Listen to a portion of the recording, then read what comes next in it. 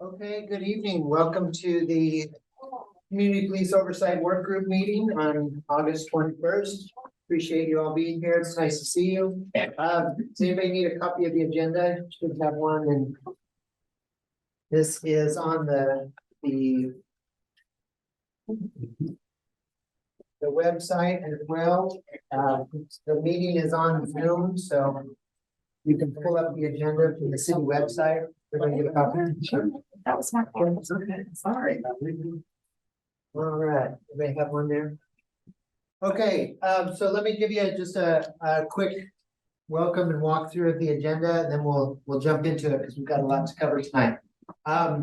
So meeting logistics. So we are on Zoom right now. This meeting will be recorded and archived, and you'll be able to do it along with all our related documents on the community engagement portal on the city's website. So where it says community engagement, click on there, and there's a specific button for the Community Police Oversight Work Group. So that's the repository, if you will, for all of our working documents and resource documents and key documents can be located there. We did, as a group, decide last week to extend the meeting time officially from 6 to 8:30 tonight, because we know that we have a lot of work to do. So we will plan to use all of that time. And as many of you have also expressed, we've got a lot of work to do and some questions about can we do it all in the next two meetings. And so we're going to have a dedicated discussion about that here very shortly as well. Next on our agenda for this evening, we're going to talk about the complaint process review and improvements. Last week, we had a presentation from the police department on the current complaint process and had a lot of good information there. And we did some good Q&A, so you had the opportunity to ask questions. I know that it also generated some additional questions, so we're going to spend some time revisiting that conversation and diving into those areas that we didn't get to last week to make sure that we've got everything. And then any kind of observations or insights that you want to speak to, we'll have the opportunity to do that. From there, agenda item number 3, we're going to talk about a review of the topics for consideration as outlined in the City Commission resolution. So as you look at the agenda there, I put forward the question to you, what ideas do you want to discuss regarding the following topics? And I appreciate your thoughtfulness heading into our meeting. 3 big bucket areas, if you will, that were outlined in the City Commission project charter and the subsequent resolution that defines our work as a work group. First and foremost centers around the complaint process. And so we're going to spend a good amount of time today after we do our Q&A, spending time identifying what are the key areas specific to the complaint process that you want to identify as a work group that are going to lay the foundations for some draft recommendations. And so within that, receiving, investigating, resolving, and reporting complaints, the public reporting related to the complaint process, and then roles and responsibilities relative to the complaint process. So I'll be eager to hear what ideas that you have that you want us to discuss tonight. And then we're going to also have a conversation about how we move forward towards draft recommendations. The second major area, if you will, is the CPRB advisory, oversight, and or review capacity. So one of the questions that was put to us is to reflect on the oversight authority, if you will, of the CPRB. And so there's some questions that we need to explore there. And then as a subtopic within that, the CPRB has had a community engagement subcommittee and policy review subcommittee. And I want to spend a little bit of time having you weigh in on what work needs to be explored in terms of possible recommendations or pros and cons of how the CPRB work interfaces on community engagement and policy review. And then the other area that I asked you to be thinking about is board structure, membership, and qualifications. So we've had a number of comments, both from the community conversations and from all of you within the group on thoughts on who should serve, structure of the board, and then what are the qualifications and an expansion of that might be training and onboarding for new members relative to that. So I'm eager to hear what you've come up with so far, or what you think we need to explore further on that. And then anything else that is on your mind that's important for consideration relative to possible recommendations, then this is the chance tonight to hear where you want to go forward with that. One Yes. thing that's on my mind, I think everybody here is a reader of newspapers. Yes. Was it Saturday or Sunday? There was an article suggesting that the police review board, according to a consultant, would be combined with human relations. And is what we're doing here moot? Yes, that's a great question. Yeah, so several of you reached out with that very same question, and we absolutely need to discuss that. Because I learned of that on Sunday or whenever as well. The committee on committees that has been meeting to propose restructuring boards and committees across the city, with a primary task, I think, of trying to consolidate those and reduce the number of them, is working on or has produced a draft set of recommendations on combining of those. And at least one of the recommendations directly relates to the work that we're doing. And so that committee was created to solve a different set of problems than what you were created to solve. But there's a relationship there, and we need to talk through that. So that's, I will add that right here. Committee on committees is what that's been discussed. Okay. Then the next item on the agenda, number 4 for this evening, is drafting the report and recommendations. And so I want to spend some time talking about just broadly the report format. So what that ultimately might look like as the product of your work. I want to talk about our process for drafting the recommendations. And then ultimately your task with presenting a set of recommendations and a report to the city commission. And so I want to talk a little bit about what we need to do to prepare for that, and as we plan that accordingly. And a major question that we might want to get to sooner than later in this meeting is how much time is it going to take to do all the things before us to be able to be ready with a draft report for the commission's consideration. So we're going to have a dedicated time during this meeting to talk about our process for that, and ensure that we make the that we've got a good game plan, and we make whatever adjustments we need to make to get that done. And I know you have thoughts on what that would look like. And then the last item on our agenda this evening is next steps and future meetings. So I want to have clarity as a group on what our homework will be between now and our next meeting in terms of reviewing documents, notes, and drafting recommendations. And then we are currently scheduled for one more work session, which is August 28th, from 6 to 8:30 p.m. here at Fire Station number 5. And so I want to talk about what those remaining work tasks might look like and what we need to do to accomplish our work. And there is not any word yet from the city manager's office and the city commission about when they're expecting to see our work product. So we're not scheduled on any future city commission meeting agenda yet. So if we get more information or we can talk about that as we go. But I just want to flag that for you as well. So that's our agenda. So a lot to cover. And we have both the process work of how we're doing this, and then we have the work itself of deliberation and discussion of draft recommendations. So any questions on the agenda? All right, let's do it. All right. So what I was for the complaint process, as I was reflecting on what we covered, and then just feedback that I heard from you as we were leaving, and then as we were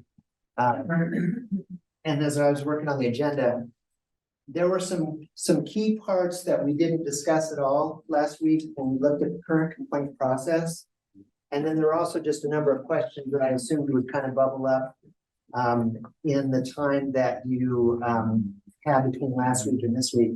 So what I was going to suggest to prime your thinking on that and revisit the current complaint process that we're tasked with improving upon, that we pull up the presentation from last week to jog your memory on some things. A couple of specific things that some of you reached out to say, we did not talk about what the current CPRB does relative to the existing complaint process. So we need to be really, we need to have an intentional discussion about that. We also didn't discuss in detail the types of complaints that the CPRB is currently tasked with looking at, as opposed to the other types of complaints that were delineated within the complaint process itself. So, so those were two things that stood out for me that we needed to have time to focus on so that you can then develop recommendations accordingly.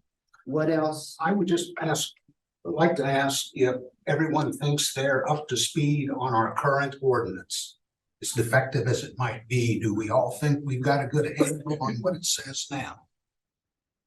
I know, okay, that the CPRB members, they should be shaking their heads strongly, but I'm wondering if everyone else is okay with knowing what's in it. Good, okay, because that's gonna speed things up, I think. Yeah, because there's quite a lot in there, but we need you to be very familiar with it so that we're tackling the other issues. So would it be helpful to pull it up? Is that what you're suggesting, or you just want to engage? No, if people are familiar with stuff, that's fine. That's, I mean, that's what I'm looking at, is what needs to be changed in that ordinance. The police policies on complaints will follow along. Yeah. They're two separate things, what the police policies are with complaints and then what the CPRB ordinance calls for with complaints, and the ordinance trumps the police policies. So whatever we come up with here in changing to our current ordinance, police will need to go back, and the CPRB as well will need to go back and make sure the two are compatible. Fit together, hand in glove, right? And ultimately, the work product that we're tasked with is a report with recommendations. The process of developing an ordinance, as I understand it, unless the commission comes back and says something differently, would likely be a next iteration working with the recommendations that you all produce. So if you're anxiously thinking that we've got to come up with a fully revised ordinance to propose by the end of next Monday evening, I think there is a revised ordinance. we don't have that And it ordinance. needs to be pushed over the past few years. Yeah. Yeah. But your recommendations are in the form of recommendations, options, pros and cons in a report format. And then we'll need direction from the city commission on what that looks like in terms of taking it into an ordinance. That's my understanding. So I don't know that I have a copy of the ordinance, but I do have, thank you. there you go. Thanks. Now take 10 seconds to read it.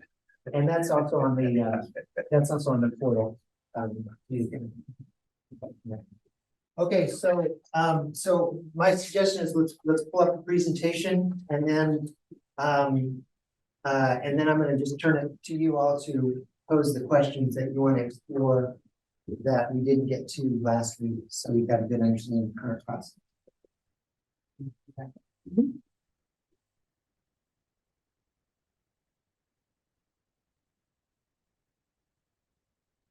And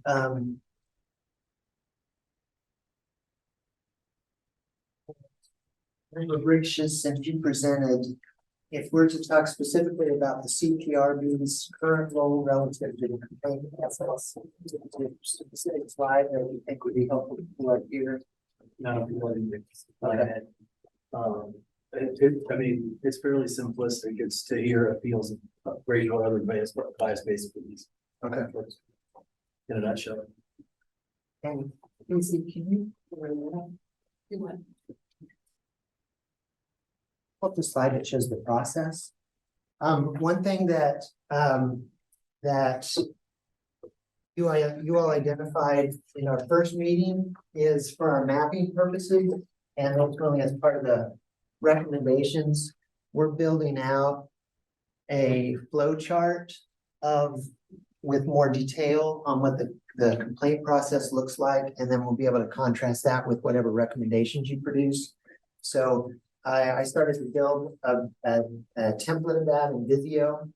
And if any of you really like to work in Visio and creating flowcharts, and then one of you have already talked to me about that, I would welcome your assistance on that, and we'll build it into that so it's easy to manipulate, and you can put forward your proposed changes from. So I have another question concerning if you make any changes to a complaint process, how does the union impact? How does the union impact anything that we do? Because if they don't like it, then, you know, is it null and void? So they have a memorandum of understanding and that does lay out some of the pieces of the complaint process and like what they may have access to as far as rights, things like that. They have some privacy clause in there. So it's something that would probably have to get looked at by the city attorney's office, whatever they decide. I think my opinion on this is if we get to the what the group, what we want, we'll be able to maybe get that on paper. If we get to the how, we'll spend an hour in here on each topic because there's complexities that are beyond just, I want a blue pen. And so if the group talks about what they want, then whether it's in a subgroup or with the city attorney's office, we can probably get to the how. But if we get to the how, we're gonna get so tied up in nuances, to your point, that it's gonna be difficult for us to get done in 2 or 12 sections. And that's part of the shortfall of previous groups trying to come up with an ordinance.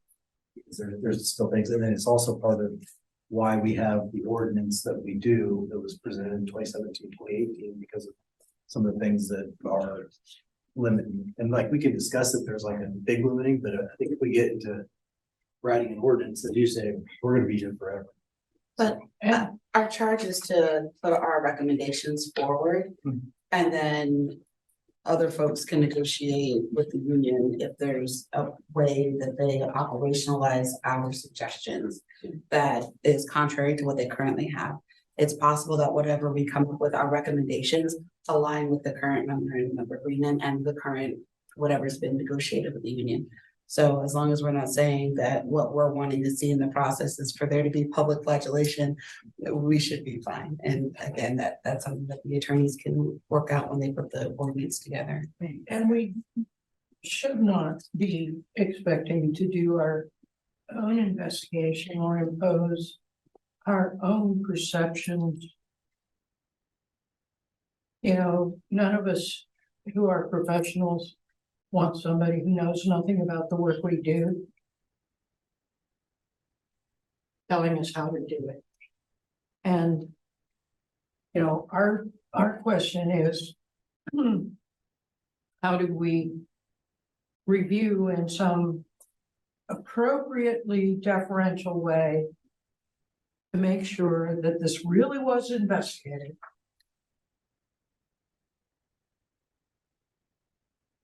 And in an unbiased way, and then the public was served by what was done, not how you do it, because I'm not an investigator. That's my take. And I'm also not the person who was in that situation without the option of walking away and made certain choices. I mean, we're not writing the police department's review process, or investigation process. We're looking at the review process once that's done. Once that's done, that's my take. Okay, let me speak to 2 things, because we just went on 2 different tracks, so I want to make sure I'm naming it. So the first question is specific to if this group produces recommendations that has some impact or could potentially be impacted by the current contract that the city has with LPOA. Is that our job to sort that out? And what I'm hearing is it's not our job to sort that out. That would be a subsequent set of conversations and discussions. But rather than concern ourselves with the how we would want to make changes, we really just need to be able to articulate in the form of recommendations what we want to see accomplished through any kind of changes or improvements. And that's ultimately our work. Is that, In the review process, not the investigation Right, process. right. I Yeah, think is that's that a correct. fair way of- If there's a major caveat, and we haven't really spoken, like, okay, a police contract could be made, if we know of something, then we'll at least put it out there so the group can have that knowledge. Okay, yeah, so I we'll don't know look, if it will be, but if there I don't, is. yeah, I don't know, but we'll look. And I'm not saying we make a decision, I'm just saying, Right. give information so a mindful decision can be made. And in fairness to all of your efforts, if you're putting forward an idea that's dead in the water, I would expect the PD to say something so that we're not, wasting time, building up hopes on something that's not gonna happen, so. Well, in my experience working with the city, our recommendation should have some thoughtfulness towards how it will be in practice.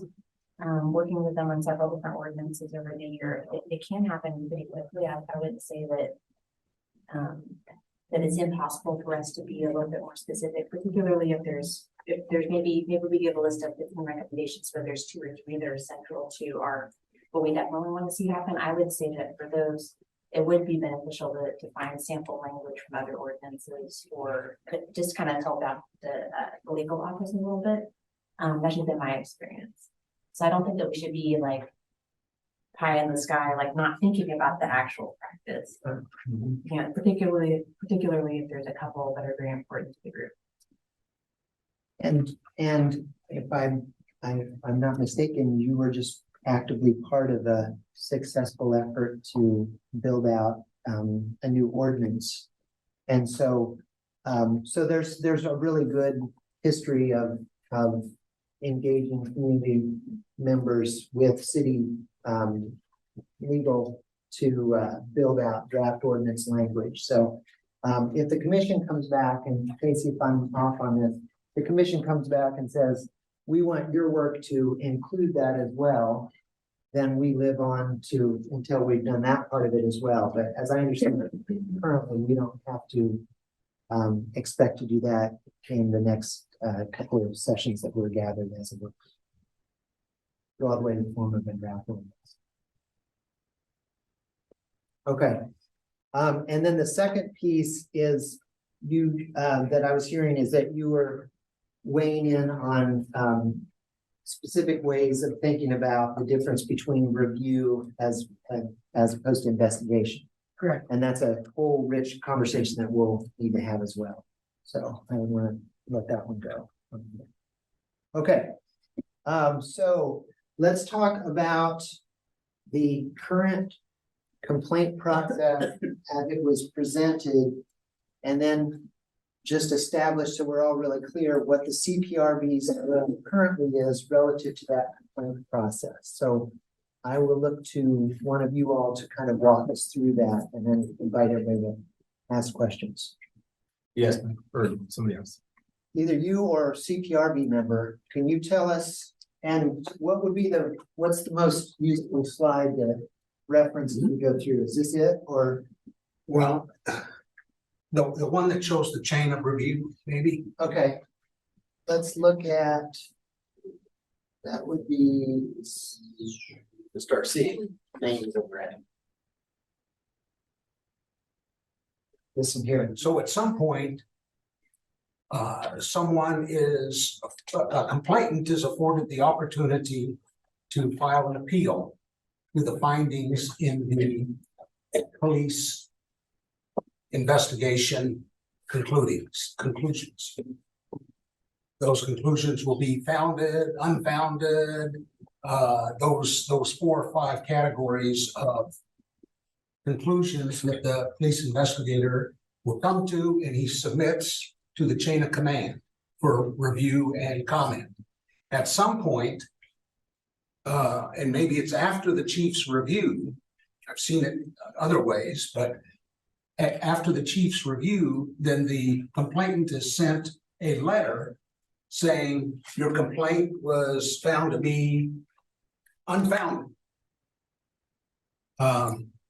or not sustained.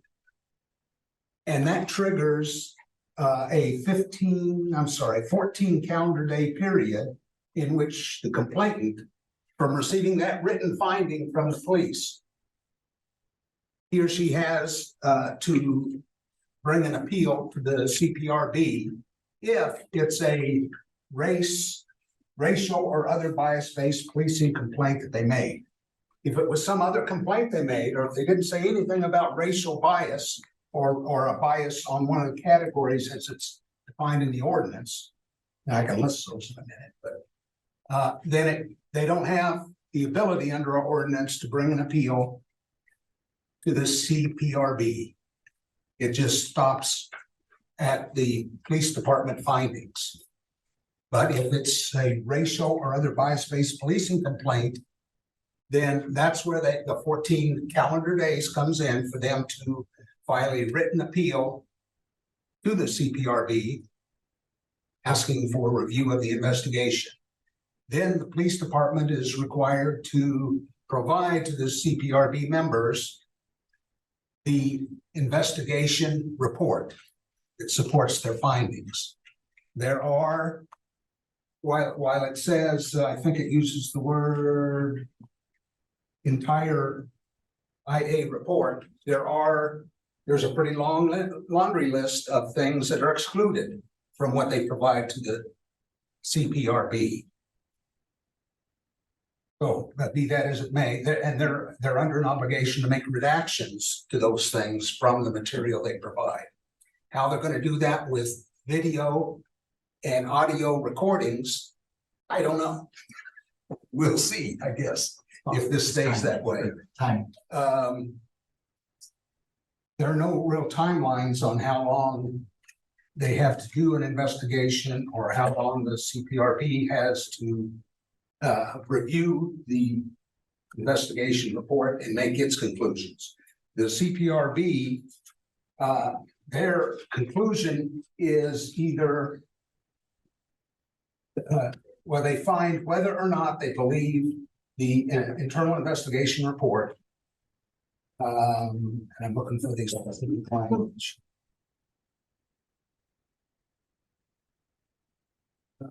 Based on the confidential review and deliberations of the complaint, the board shall make a written recommendation to the city manager affirming or disputing the police department's findings and making a recommendation on whether further investigation is needed.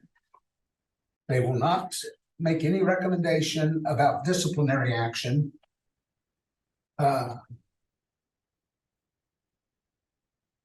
And then the city manager takes that report and either affirms or denies the police department's investigation.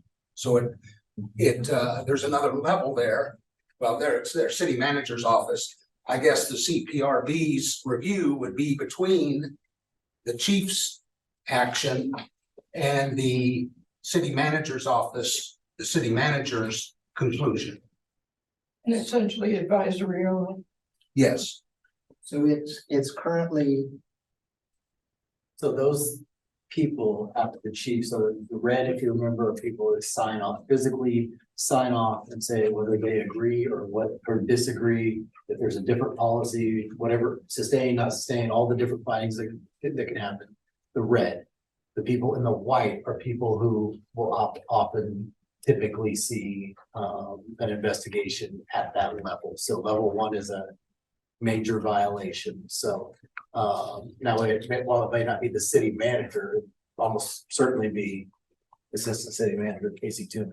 Well, it may not be the city attorney, it'll be the assistant city attorney in that nature. So the legal and human resources are probably not 100%, probably 90, because some things are very clear cut. But the city manager's office would still But they're not making a recommendation at this level, other than, I don't like what you did, have you thought about this? Your question at the department level. But all that would be confidential. No one outside those groups would know about it. Correct. Okay, so let me jump in. So we just covered a lot. For those of you who are not on the CPRB, what questions do you have about the current process or current role? What do we need to clarify? Don't think that the CPRB is represented on this slide. The CPRB would be the next step. And so my main concern is the slide before the complaint is filed, or at the point where the complaint is filed, and then outside of the process. So whether it's a level 1 or level 3, this does not represent the CPRB. That happens after. Yeah, so this is not reflective of what we were just discussing that way.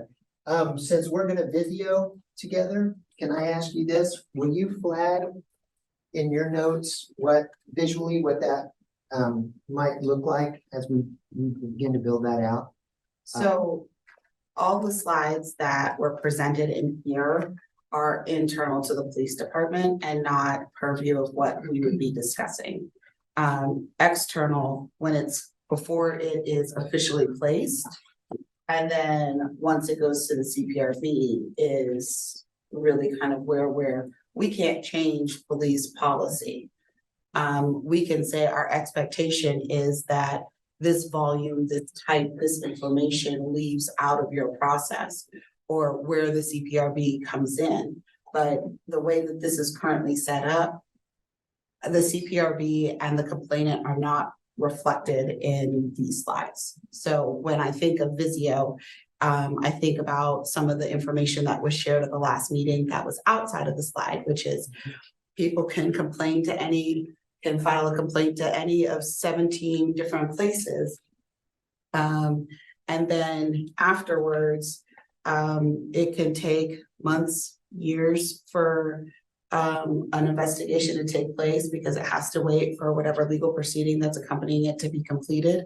And so then they're receiving by mail and have 14 calendar days to respond to something that might have taken place 2 months ago if we're excited and things are moving swiftly, or 2 years ago. And there's no telling if the person still lives at the physical address that was provided for the investigation. So my concerns are making sure that whatever process we come up with is the least burdensome on the complainant. I just want to follow up on the statements you made as a CPRB member. I think it's important that just to note that slide that has the description of the board. That's probably the most basic description that we have here, but I think we need to keep in mind that to this date, we have not been able to review anything as a board. We haven't even gotten to that point. So it's at the point where even the bylaws and the ordinance that we have in place have not allowed us to move forward with our role as board members, and that's just what it is. So I just think, if we go back to the slide that you described our purpose, we've been trying to serve on this board and do our role within the complaint process. But if we look at it's kind of hard to see, but even the first sentence talks about our role as an advisory, advising the, if I'm reading that correctly. Regarding the issues affecting the Warren Police Department. So we're, the CPRD, we're not even kind of looking outside the scope of the complaint process even. We've been really focused on the complaint process, but yet we haven't even been able to review one complaint. So I just think that's really important to keep in mind as we're trying to make these recommendations. I just want to put that out there. This is probably the only slide that's going to give us a big, a basic understanding of anything that we can do, which we haven't been able to do. So I'll leave it at that. So that's one of the issues that's one point that we need to discuss, maybe debate, is do we broaden the category of complaints that can be appealed to the Citizen Police Review Board? And I can can start making an argument now. Yes, join you we in that should. argument. That I think would probably gain everyone's, at least to the concept of broadening it. We might be some arguments about, well, how broad do you make it? But at least broadening it to some extent, so that we take on more complaints or Beyond more what's bias appeals. based. So one of the things that we're establishing in this discussion right here is what are the areas that you want to focus your energies around exploring in terms of potential recommendations? And so one then might be, do we broaden beyond? That in my mind is the biggest one that we need to address, and it might be an easy one too, but it's the biggest one. And it seems to me to fit in with what people at our community conversations brought up. About more accountability and more types of complaints being handled. I'd also like to revisit the conversation from last week about identifying when an interaction is a race-based interaction versus not. It's often not seen in the moment at the time as a race-based issue. It doesn't come out until later on when you're looking at data patterns, trends, that you realize what's happening. I doubt with all the training that the LPD has that anybody is out there using racial slurs when they're interacting with members of the public. So an interaction might not on its face appear to be racially motivated. And Which is you're why the asking, scope needs to be broader. and that you're asking the person at the time that they're making the complaint to make a determination to decide how it's going to go through. And then at the appeals, they can only appeal the decision that's being made. It doesn't sound like they're able to revise their complaint at that time to say, actually, time has passed and I am no longer in the throes of whatever happened, and I'm able to, or I've spoken with other members of the community and I'm able to say that my interaction with that person might have been race-based. The main thing I would be concerned about, I'm fine with broadening the scope, and I think it needs to happen in order to make sure that we're addressing race-based things when it becomes apparent that it is. I worry that if it broadens too far, that it will lose the power that it was intended for. And so I would hate for the CPRB to spend all of their time focusing on a very loud person who says that about the speed with which an officer drives through their neighborhood, because they've done it multiple times, and that takes away from the time to focus on some of that data and trends of negative interactions with specific individuals and members of the community. So I am for broadening it for the purpose of making sure that race-based issues are being identified, but I don't want to do so in a way that would cause the CPRB to spend a lot of time not addressing racial bias. I think That we makes sense. go back a step further and ask the question about, are the members of the CPRB and the police department, I know that we talked about the amount of training that happens before a police member is all the way onboarded or allowed to operate alone. And I know that there's probably some implicit bias training, but are there IATs done, and are the work group members also subject to IATs? I don't know an IIT. I don't So I'd be ignorant if I was asking to answer your question. Implicit association, Pardon me? implicit association. So I know that, and initially, and I say initially, when we started taking racial and bias-based policing from Dr. Lloyd Fidel, who's kind of a national expert on that. Through a training, we took a bias test through like something that Harvard University thinks, and it was for your own. Here's where I stand as a today person. So we had taken that test through somebody who was authorized to get that test. But there's not standard tests that go along with everyone, but there's quite a bit of training, and there's also a training. Well, I know Harvard has, it's pretty user friendly, so people can take it again over time or online now. It might not have been that way when it started in 2016, I think it was, from Harvard, yeah. But people can take it on, and they've actually added more things to it now. So now people can take IATs for how they may view fat people, or how they may view people who appear to be of Islamic faith. And so they have broadened those tests now. And I would wonder if the CPRB, so kind of to your question, you're kind of asking about, well, if we broaden it, will they be able to give adequate time to race-based complaints or appeals? But I'm wondering if that time that we're talking about people's time could be spent in proper training, being able to actually process those race-based situations. To identify them in the first place. Right. Right. So the issue kind of is, there's a very specific state statute of what policing and racial or bias-based policing. You gave an example of what you felt like, I think last week, 5 people felt that they were rude to them. And that might be that the police officer was just an asshole, for lack of a better term, right? But there's a very specific statute on it, it's the action taken based on race that makes it bias-based policing. It's another step though, because you're asking the person who is not well versed in the statute to self-identify whether or not a situation happened.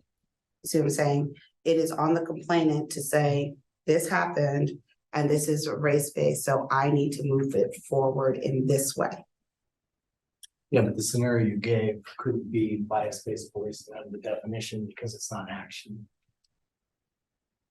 It is if I'm able to prove a pattern of an action that was taken, as in pulling me over in my driveway.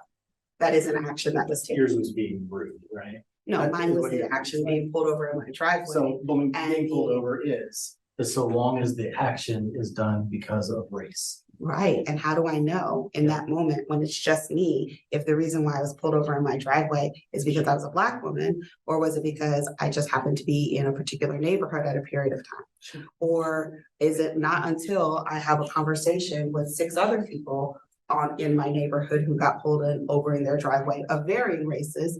Or is it all over the city, people that are Black are getting pulled over into their driveway? As the individual complainant, do not have access to that information. And I'm not able to make that determination. And then I'm not able to appeal it based on that. So let me, I jump in. Can you say that again? Did our Zoom crash? We don't know. We've had a concern that somebody's not able to access the meeting, so I was wondering if we could take a pause so we could figure that out. And maybe it will be resolved quickly. I just don't wanna, if people are waiting and can't access the meeting, I'd like to try to resolve that before we miss a lot of stuff on our recording. Okay, this is a really important discussion, so I hate to like break right then. If technically we need to do that, I guess we need to do that, but I just want to name this before we move on. One of the things that I'm hearing is that this, in the context of the CPRB work, it's specific to individual complaints and the role that, that the CPRB is currently structured to address. There is concern that what if either race isn't identified as a aspect of the complaint at the beginning? How is that taken into account? And especially if we're seeing a pattern over time. And that to me raises a question of what is the CPRB's role relative to that? That would be outside of an individual complaint, but looking at patterns or trends over time.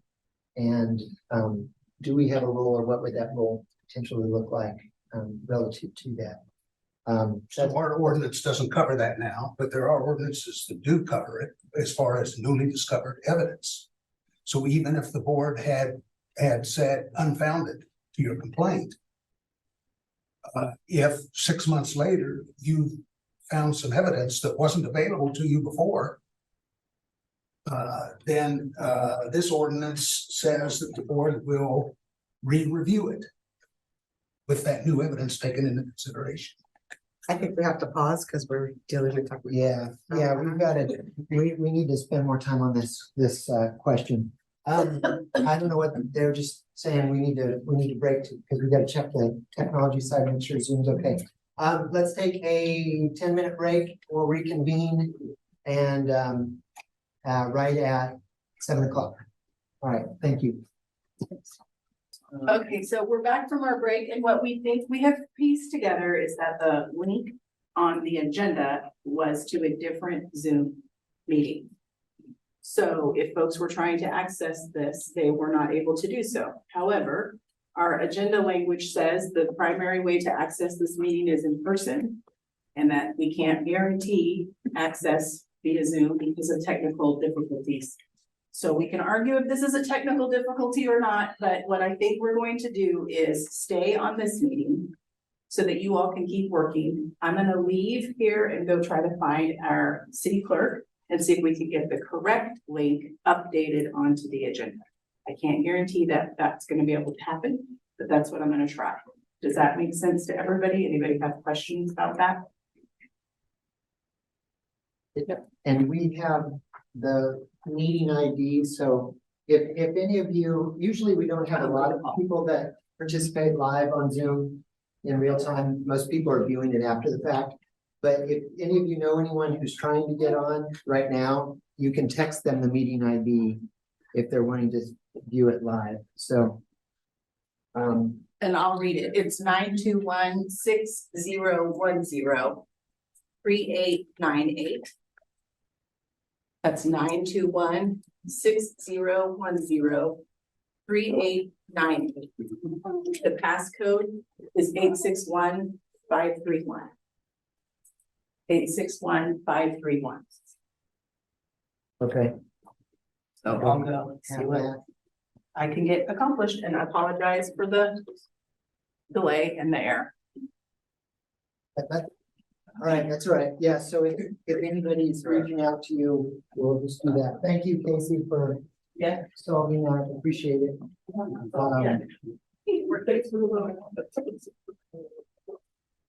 Okay, so we were talking about dinner and drinks or something like that. What we were at. That's like my brain back. I hate stuff like that, so we'll make it work though. Okay, so we just had whatever technology snafu, we're on one Zoom link. The Zoom link posted through the agenda was a different one, so people are having trouble accessing in real time. All of this will be archived and will be posted on the portal so people can see it. But it just disrupted a really good discussion here, so now I want to kind of revisit and get us back into the space of where we were at before we had to break. And I'll do my best, and then you jump in and tell me that I didn't get it right. But one concern that was identified last week and that we were just revisiting is that the CPRB is currently tasked with reviewing complaints only specific to racial or other bias-based policing, as that's defined. And the question that was raised last week is, what if a complaint is made and it's not identified by the complainant at the time that it is in fact racially based? And how does our process capture, or does it capture the possibility that with time, distance, or further information, or more upon further reflection, someone says, actually, my complaint really does have a racial component to it. And I want to make sure that that's recognized as such. Or a companion issue is, what if a complaint is dismissed as not having a racial component to it, but the community or the complainant or someone is recognizing that there are a number of similar complaints that happen to have a shared racial component to it, even though when they were first raised as complaints, race wasn't identified at the time. So the question is, how does the current complaint process capture that? And then the follow-up question that I was throwing to you all is, what's the CPRB's role relative to that? So is that a fair summation of where we were at and what the issues were? That's fair. Okay, so The answer is yes, right? Because once you've made, if you come back and say, I'm making a bias-based policing, by law, we're required to report that to the Attorney General's office and do an investigation on it and have a disposition. But the answer is, it does capture that. If now, upon new evidence, you're saying, someone is saying, right, I believe this is racial or bias-based policing. By law, we would have to report that to the Kansas Attorney General's office and show a disposition of an investigation. But the CPRB, that the ordinance doesn't address that. So that could be addressed. Okay, And so, I gave one way it could be addressed. I don't know if that's satisfying or not. Is there any reason why if we do know the demographics of the person submitting the complaint, and with the understanding that the complaints haven't been too many thus far, would it be a stretch as long as there wasn't burden and that there was consent of the complainant, that if they belong to a race or another biased group, that it couldn't be automatically categorized that way, and that gets rid of the process of coming back later of, all of that. Maybe we could just say if somebody, So we're assuming guilt and we proved innocence? No, we're collecting data and looking at trends. Well, By And so- assuming that it is, we're assuming that is already what's taking place and now we're just proving the opposite. well, a complaint's already coming forward. I'm saying if it gets to the CPRB as a complaint anyway, and if we're thinking about broadening the scope to more types of complaints, if the complainant falls under the category of it could have been biased, why not get rid of all the extra steps and just, explore it? Well, if the CPRB member sees that, oh, this complainant is black. Had some other issues along those lines, although it's not, hadn't been brought up. The CPRB could ask for further investigation, and that's another option that the CPRB would have, is to say, we move that you further investigate it with regards to concerns about race. and if CPRB looks at all alleged bad conduct, then that is going to capture patterns. Yes, I'm assuming that when you investigate it, if it's a complaint, and you find some other violation possible, you also look into that, even though the complainant didn't raise it. Yeah, many times, that's not uncommon at all, so that here's the complaint, but in the course of the investigation, it showed these other These other violations, and we always bring those. so. When we were talking about last week, we were saying that somebody can complain in a number of ways to a number of places. Do they have a standardized form in which they put the complaint? Is it possible to capture information there for later use to aggregate the data to then identify trends? So if again, with the parking lot and the driveway, by the way, this did happen, and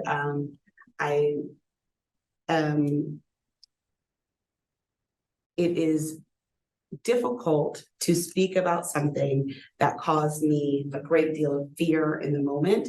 And so while I'm comfortable using it as an example, I ask that you recognize the fear that I had in the moment, and to a certain extent, the stress that it brings in the retelling. I know I entered it as an example, but this is a real life thing that happened to me, and it was terrifying. So that being said, if we see that, again, we said Officer Lawrence was the example. Officer Lawrence has 10 complaints against him over the course of the last quarter. All of the complainants were Black women, and they were taken at 2 p.m. in a 3-block radius, but none of them identified the stop as being racially motivated. It is not in their responsibility to identify the trend. So when you look at the statute that you were talking about, it says that you have to look at the intent at the time that the action took place. There's no way for an individual to notice the intent of a racial situation unless derogatory words were used at that time. Absent of that, it is a pattern that would identify the behavior. And so if the complaint could have a standardized form, and ideally someone that could help you fill it out, especially for folks that might not be literate, that might not have strong English skills, and then they have the opportunity to self-select which categories that they might belong to. And then we can look at patterns, and to Alex's point, there's a lot of data already out there. And when you were talking about the data that's collected in GPS, some of that geographic bounding is already shown. You're already able to identify that. The complainant doesn't have access to the records, they don't have access to the other situations. And so the only way they can identify something is their own individual at the time. And they kind of have a deep-seated fear, but that doesn't mean that they're able to articulate what a pattern is for someone that they're not identifying themselves. And so when I say that the process should be as least burdensome as possible on the complainant, I'm meaning the burden of researching patterns, they would never have the access to that. That is something the CPRB can do. And you can create just an ID number for the police officers if you're worried about their information getting out. You could say, Officer Lawrence is actually Officer 1. And we look at the complaints that have come in over the last 6 months for Officer 1.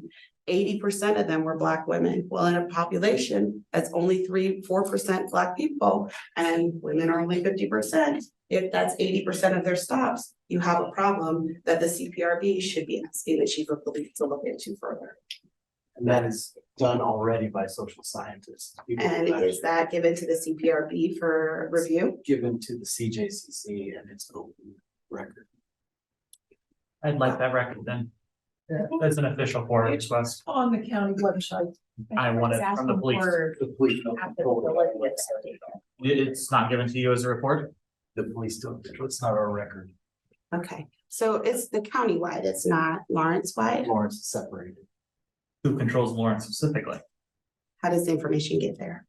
So data, demographic data on the OPA collected complaint, that data you said is public, or where? No, did you say? data on stops, so So just traffic stuff, traffic Okay. stops, searches, all that kind of stuff is broken down. okay. By who? Northeastern University. Northeast Isn't that University? in our stuff? Isn't that in Yeah, our? so that, we haven't really talked specifically about CJCC.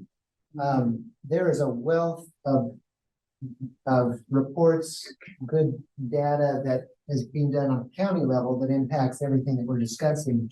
That if you've not availed yourself of that, you need to.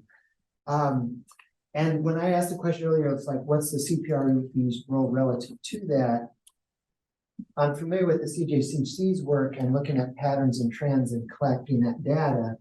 That is not within the scope of the CPRB, but the work is related. And so what I'm trying to kind of tease out, and as you're thinking about recommendations, we're talking about this in the context of complaints and reviews. Where does this concern, and then the related concern around advocacy around issues of trends and patterns, I will say where right does that now, roll up into the CPRB? right now, we do get like monthly complaints from, like a list of the monthly complaints from the chief. He does that by will, he's not obligated or by policy required to give that to us. But would it be even a possible recommendation to see if OPA or you guys internally to give us an aggregate demographic of complaints, like some of that data? And I mean, is that even like a feasible recommendation? Just, I mean, Yeah, I think it, so on the backside, we talked about Blue Team and IAPRO. right, Where it collects data about who the complainant is, right, female, male, race, all Yeah. those kind of things, so, yeah. Now, I don't know, you can have it either way, I think the chief would say that, so I'm speaking, but I don't think that's a big deal to have. Is there enough data in 1 month to make a determination? Probably not, but. probably not. Yeah. We had like 1 out of 35 complaints this year. Right. That didn't even fall in the scope of regional bias-based policing. Because I'm a part of CJCC, Matthew Craven provides that information on those stops, like that. I mean, so Is it tied to the complaints though? I don't know if it's tied to the complaints, but They're know not- it's tied to the. No, stops. it's The a data is feature not we have complaint developed. based. I understand. I would like for there to be data attached to complaints. I'm not saying over here and over here. I'm saying correlated. I think that'll be very, very different, because I think he's just doing, the police stops right now, and they're not tied to the complaint. Well, it doesn't even break down, you know, Eudora, Baldwin, Sheriff's Department, LPD, Highway Patrol. Does it? Yes, Yeah. Yeah, Yeah, Does it? Yeah. Oh, I'm okay. pretty sure and that's. not highway patrol, probably, But the Douglas County. But any local law enforcement. So the.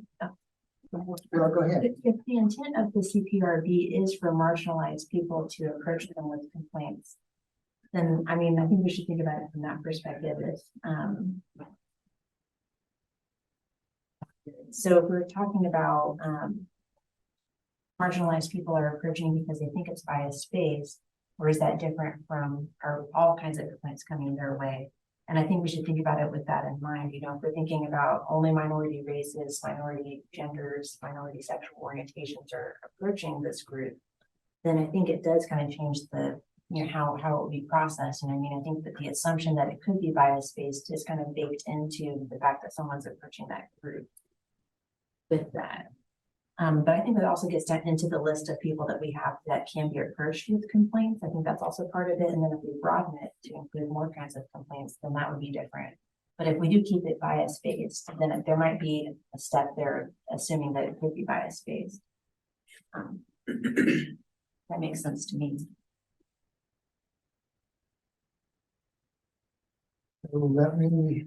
This is good. This is good discussion. Let me just offer up a few things to think about. So, and what we're doing is we're fleshing out what you might want to produce recommendations to address. And to your earlier point, what's the what, and then the how is there.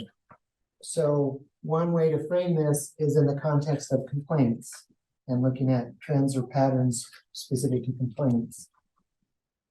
There's potentially recommendations, and this is where I'm not clear where the CPRB's work begins and ends, or if this is something else, but you have the opportunity to put forward recommendations for, you know, to move the work forward. Are there also other recommendations or other approaches that the work group could put forward that would also address complaints about patterns or trends that is not necessarily specific to the complaint process? And I don't know if that's a good choice. I'm just trying to kind of talk through what I'm. Well, we could make a recommendation to that every administrative investigation done by police services includes an analysis based on however I can't describe it probably very accurately what you were talking about, but includes a statistical analysis on the race of the claimant or the race of the complainant. It'll be a complainant that asks for an administrative investigation. So if that's a component of an administrative investigation, then this CPRB would get it as part of their review of the administrative investigation. So maybe that's one way to get at it, is to require in the ordinance, that administrative investigations include an analysis, statistical analysis dealing with race and any other, could be gender, could be sexual orientation, could be, you could list them if you have the data to support that. In the example. Are you talking about a sole investigation? Like, No, it'd just be a component of I don't understand what data you would be looking for. So a complaint is made against, I make a complaint, okay? So you're getting the race of me? What else? that's basically it. Well, that's not a problem. I don't think that's an issue to give, right? Unless someone does. Well, then you get the Some people will stats tell you they of- don't want to provide a reason. Yeah. That's, other than that, So can you get the stats for that officer so you want, who's the subject of the complaint? so is anybody here a social scientist to break that down, where they work, what time they work, what areas they work, all those kind of Well, things? that'd be up to you doing the administrative investigation to do that. You cannot develop patterns without data. And if you don't want to provide data, just say you don't want to provide the data. On an individual officer, Aggregate it. If an officer, like, like what? over time, over stops, What are if you an officer comparing it to? makes 30 stops in a What are you month. comparing it to? If an officer makes 30 stops in a month, What to do you- themselves. We're And- comparing them to To what, themselves. the population? Yes. Yes, to That is- themselves and the That population. is the worst way, according to the social scientists, to compare it, so. Well, then I'd love to have a social So- scientist involved in the conversation that can tell us how we can connect the trends of the data to the population that's here so that the CPRB can identify trends of poor policing. Yes, because if one officer makes 30 stops and every single stop is an 18 to 23-year-old Black woman, there is likely an issue there. Right, and That- you're talking about a very narrow specific thing, and you're assuming that the department wouldn't identify that. Yes. So at least as of 2 years ago, I can't speak to now, there had been 0 racial or other bias-based policing complaints that are sustained in Kansas or Missouri. The Lawrence Police Department is sustaining one through data, through looking at trends over time, through hearing complaints more than one and drawing their own connection. So right So the now, police are policing themselves So to right- find that they so have right nothing, now, did nothing wrong. we're the, that's incorrect. That officer lost their certification, Great. right? I know there are more But- officers that. When have did that certificates. How do you know that? But no, I have a question. When did that Looking at the happen? world. The last time, so 2 years ago. Okay, so the CPRB was established in 2018. And this information didn't go to that. Why? If we Exactly, sustain a complaint, why would there be a? Why would there, Exactly. in fact, I the don't think complaint the wasn't made by result. an individual, it's the exact I situation. understand. I apologize for speaking over. I don't think that a complaint process should rest on the appeals process. I would like for the process to be as least burdensome for the person that is experiencing the hardship as possible. And so there were a number of people who were improperly treated by that individual, which led to their termination. And none of their complaints made it out. How many people didn't file a complaint because of whatever? I'm glad that you guys made the right choice in that situation. But if we do something solely based on complaints and we're not looking at a broader scope, then it does put the burden on the person to file an appeal. So if under what you're saying, the CPRB gets to decide what elevates the racial bias-based policing, and they make a determination. And an action is taken or no action is taken, let's just say that I have now slandered Officer Lawrence's name, who's liable? I have not said anything about slandering any particular Well, individual if because you you will be able to redact their Bias-based information. policing that doesn't meet the statute, I am then saying I that the promise purpose you of the they'll do it. CPRB, that the purpose of the CPRB is to be kind of like a board of directors. They're not to tell the police, they're not to tell the chief, hey, you need to fire this person. They are to say, hey, we're concerned because we're seeing these trends by this data based on complaints, I don't. not on appeals. The on layperson on complaints. the CPRB, and for the most part, until we start asking, expert has the expertise to make that decision, that's I what we. think we're here to answer a number of questions, and one of those could be, what type of knowledge do you want to be represented on the CPRB? Maybe you need to have a social scientist involved in it so that they can help with that. I think when complaints come in, they need to go not just to the police department, but so that we can see all of the complaints. I know the chief is giving that information voluntarily, and I commend him for that. But how many get lost? How many don't make it to the chief's eyes? How many don't go through the full investigative process? I think that transparency, when done right, looks really boring. It looks so boring. It's like we had 35 complaints and there are no problems and Lawrence is great for everybody. You're correct, and that's why we haven't seen any go to the appeals Well, then process. there's nothing wrong with providing the information. for What the you're doing, what CPRB you're to take asking you to do, though, is to assume that a layperson can make a negative judgment on scientific data. And I do not agree with that. Well, I'm I can't make a asking- decision on how the street was poured, and most people might think that that's a pretty simple thing, but I That's don't know not the what I'm- temperature, I don't know what's going That's on. not what I'm asking. What I'm asking is that we have the opportunity as a community to provide feedback to the police about how we want to be policed.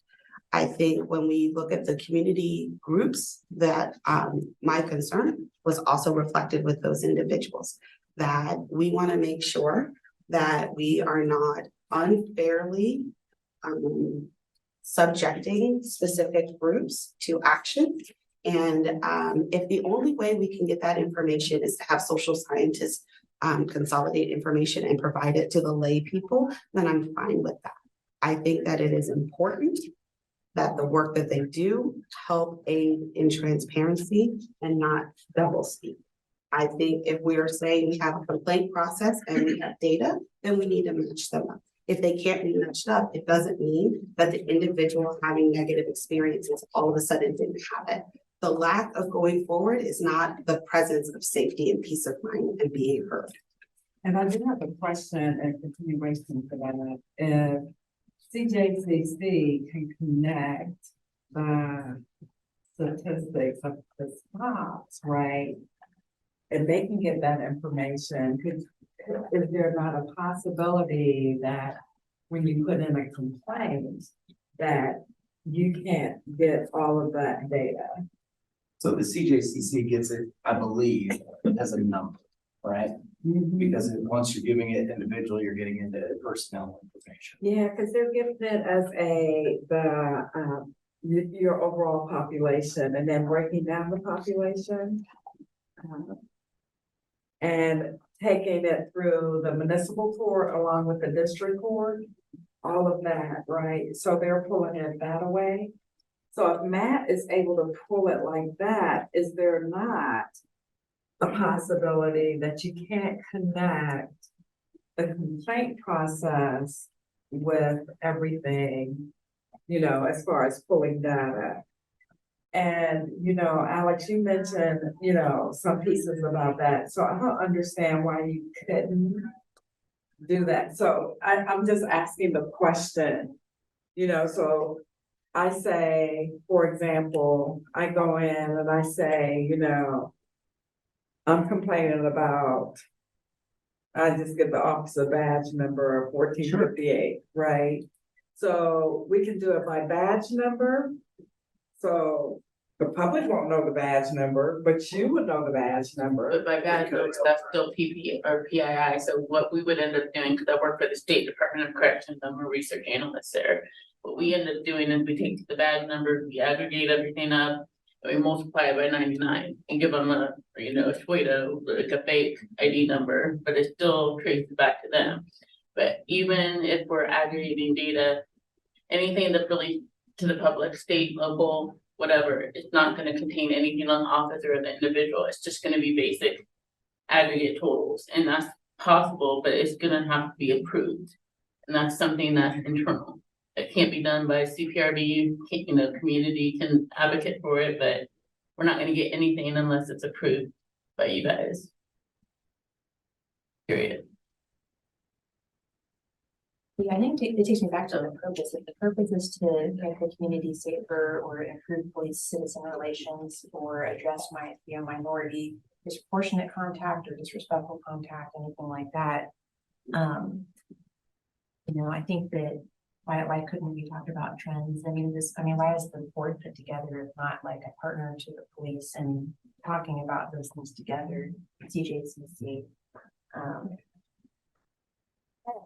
So I'll get my honest opinion is we see 0 to 3 complaints a year of racial or bias-based policing, and to the point I think it was brought up earlier, we're spending a whole lot of time on this very narrow subject that over time has not proven to be fruitful for the board to listen to. But what I hear is concerns about how the police department may handle all these different types of situations. We continue to spend time on the one subject that has not been brought up to this board. So, but Anthony, are we educating the public though to say, this is how you put in a complaint? Because if you don't have the pieces underneath there to say, you know, the police did this, and this to me. So I mean, help me out, because I think what you're saying is this, maybe, I think it was mentioned before, maybe put the types of things that you believe could have happened to you on a form. yeah. I think that's what he's most of it. So that way you don't feel like you're wasting, you know, any time, because things are happening in the community we're just not capturing those things that are happening. Right, and so 0 to 3 bias policing, that looks good. But is that the actual reality? Because do people, like Jacqueline was saying, do people know that they were a victim of a bias policing at the time? Everything happens in a vacuum to an individual. If I get pulled over, I personally am not gonna think that it's a racial policing. I'm a white dude, it's not gonna happen. But, oh, they find out, oh, I'm driving my, male fiance around. Oh, we're going to pick out our wedding cake. We talk like, oh, so the officer's like, oh, where are you headed? Oh, we're picking out our wedding cake. And then it becomes a bias-based issue on sexuality, on gender, on things like that. I'm not gonna know that that was biased until maybe later when I see the patterns emerge. That's the concern that I think we're trying to bring up, and like, perhaps it is a matter of educating, but also is it a matter of, are we capturing the right information to see if bias-based policing is even happening? Like statistically across the country, and I know we're not supposed to look across the country because we're focused on Lawrence, it does occur. And to say that Lawrence is immune to it, no, I'm not saying you are, but like to suggest that does a disservice to the reality that minorities face. So let me just throw out a couple of things that I'm hearing and that you might potentially look at exploring recommendations. So one is this whole issue of when I choose to submit a complaint, what information am I indicating might be of concern in my complaint? What I'm hearing you say is that there's There is a form, and I think the question was, could we put that on there? I mean, I think I think that's reasonable, it's group is saying, hey, let's put that on there. So potentially recommendation from the group could be that you add fields to this form that would include other areas or would prompt the complainants to indicate in the example that we're using that they think that it might have a racial basis to it, even though that historically hasn't been prompted from a training. It is not, that, I don't think so. Okay, so that's one possible recommendation. Just broadly in terms of the education piece that's come up time and again, is just how well does the community know their options and the process for filing a complaint in general? So in theory, if you produce a set of recommendations, it's going to more effectively convey the complaint process and how the public can access that, then potentially you're capturing other kinds of complaints that we're concerned about too. So there's another set of potential recommendations. And then this third is as a complement to the complaint process, is there work that the CPRB can do, should do relative to trends and broader concerns. And I don't know what that looks like.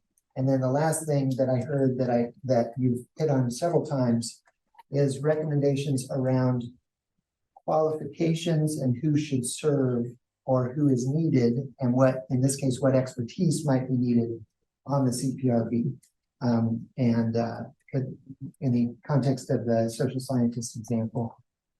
So there's a bunch of really meaty things right there that could potentially be recommendations. So I'm just trying to flag them as I'm hearing you talk about it. But the discussion is, what do you want to do? What's the actual recommendation? And how do we get there? But I just wanted to call that out as we're in the moment. Yes. Well, someone needs to start putting this in writing. Yes, that's where I was going. And we're about out of time. That's where I was going. So before I get for that, is there anything else that you want to say in the context of this? Because I want to pivot to a discussion about how does it become an actual draft recommendation then? What's that process look like? I'm confused, we haven't discussed like 10 topics. Right, yeah. Yeah, we're getting the draft recommendation, I mean, I feel like we, as a group, we have a tendency to go off in different areas, which is normal. We haven't just focused on a subject to say, here's the type of complaints we might want to hear, right, as a group. Right. Just tight, like, broken down simply. Here's the format to do that.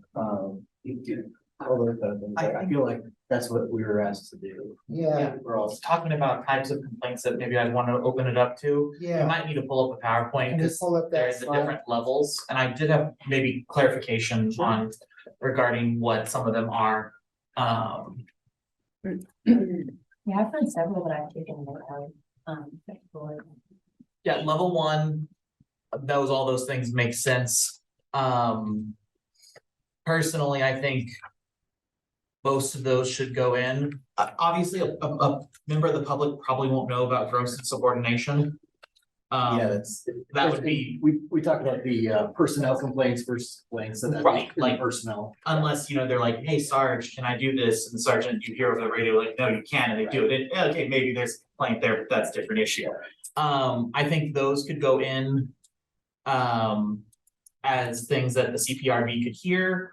Obviously, some are definitely more geared in the legal realm. And so I think there is some discussion perhaps, and that might be something that the city gets to do as to, there's very clear law, well, I shouldn't say clear. There is law, there is case law as to what an unlawful search and seizure is. What is a violation of civil rights? Things like that. And then on level 2, is there a list of them on the next page? I don't remember. Yes. Cool. Those seem more like personnel based in my reading of them. Yeah, so, I feel like the one that would be most common, and it's not real common, but failure to take a mandatory report, for a citizen, that would be more citizen based. A lot, so it also encompasses a lot of other policies that you can't just list out here. Right. So some of them may be in how an officer handled it in relation to the policies of the Lawrence Police Department. But for the most part, or a large portion of them are multiple violations of minor complaints. We elevate that. The other thing is the inappropriate conduct. I think that is something that it would probably be up to the CPRB to determine was it inappropriate per se. Because what I consider inappropriate is definitely different than someone else. And that's fine. That's how life is. But there are also some things that most everyone, the general public would see as inappropriate. That's something that could be included as CPRB complaint level material. And then level 1, we could go to the example list of that.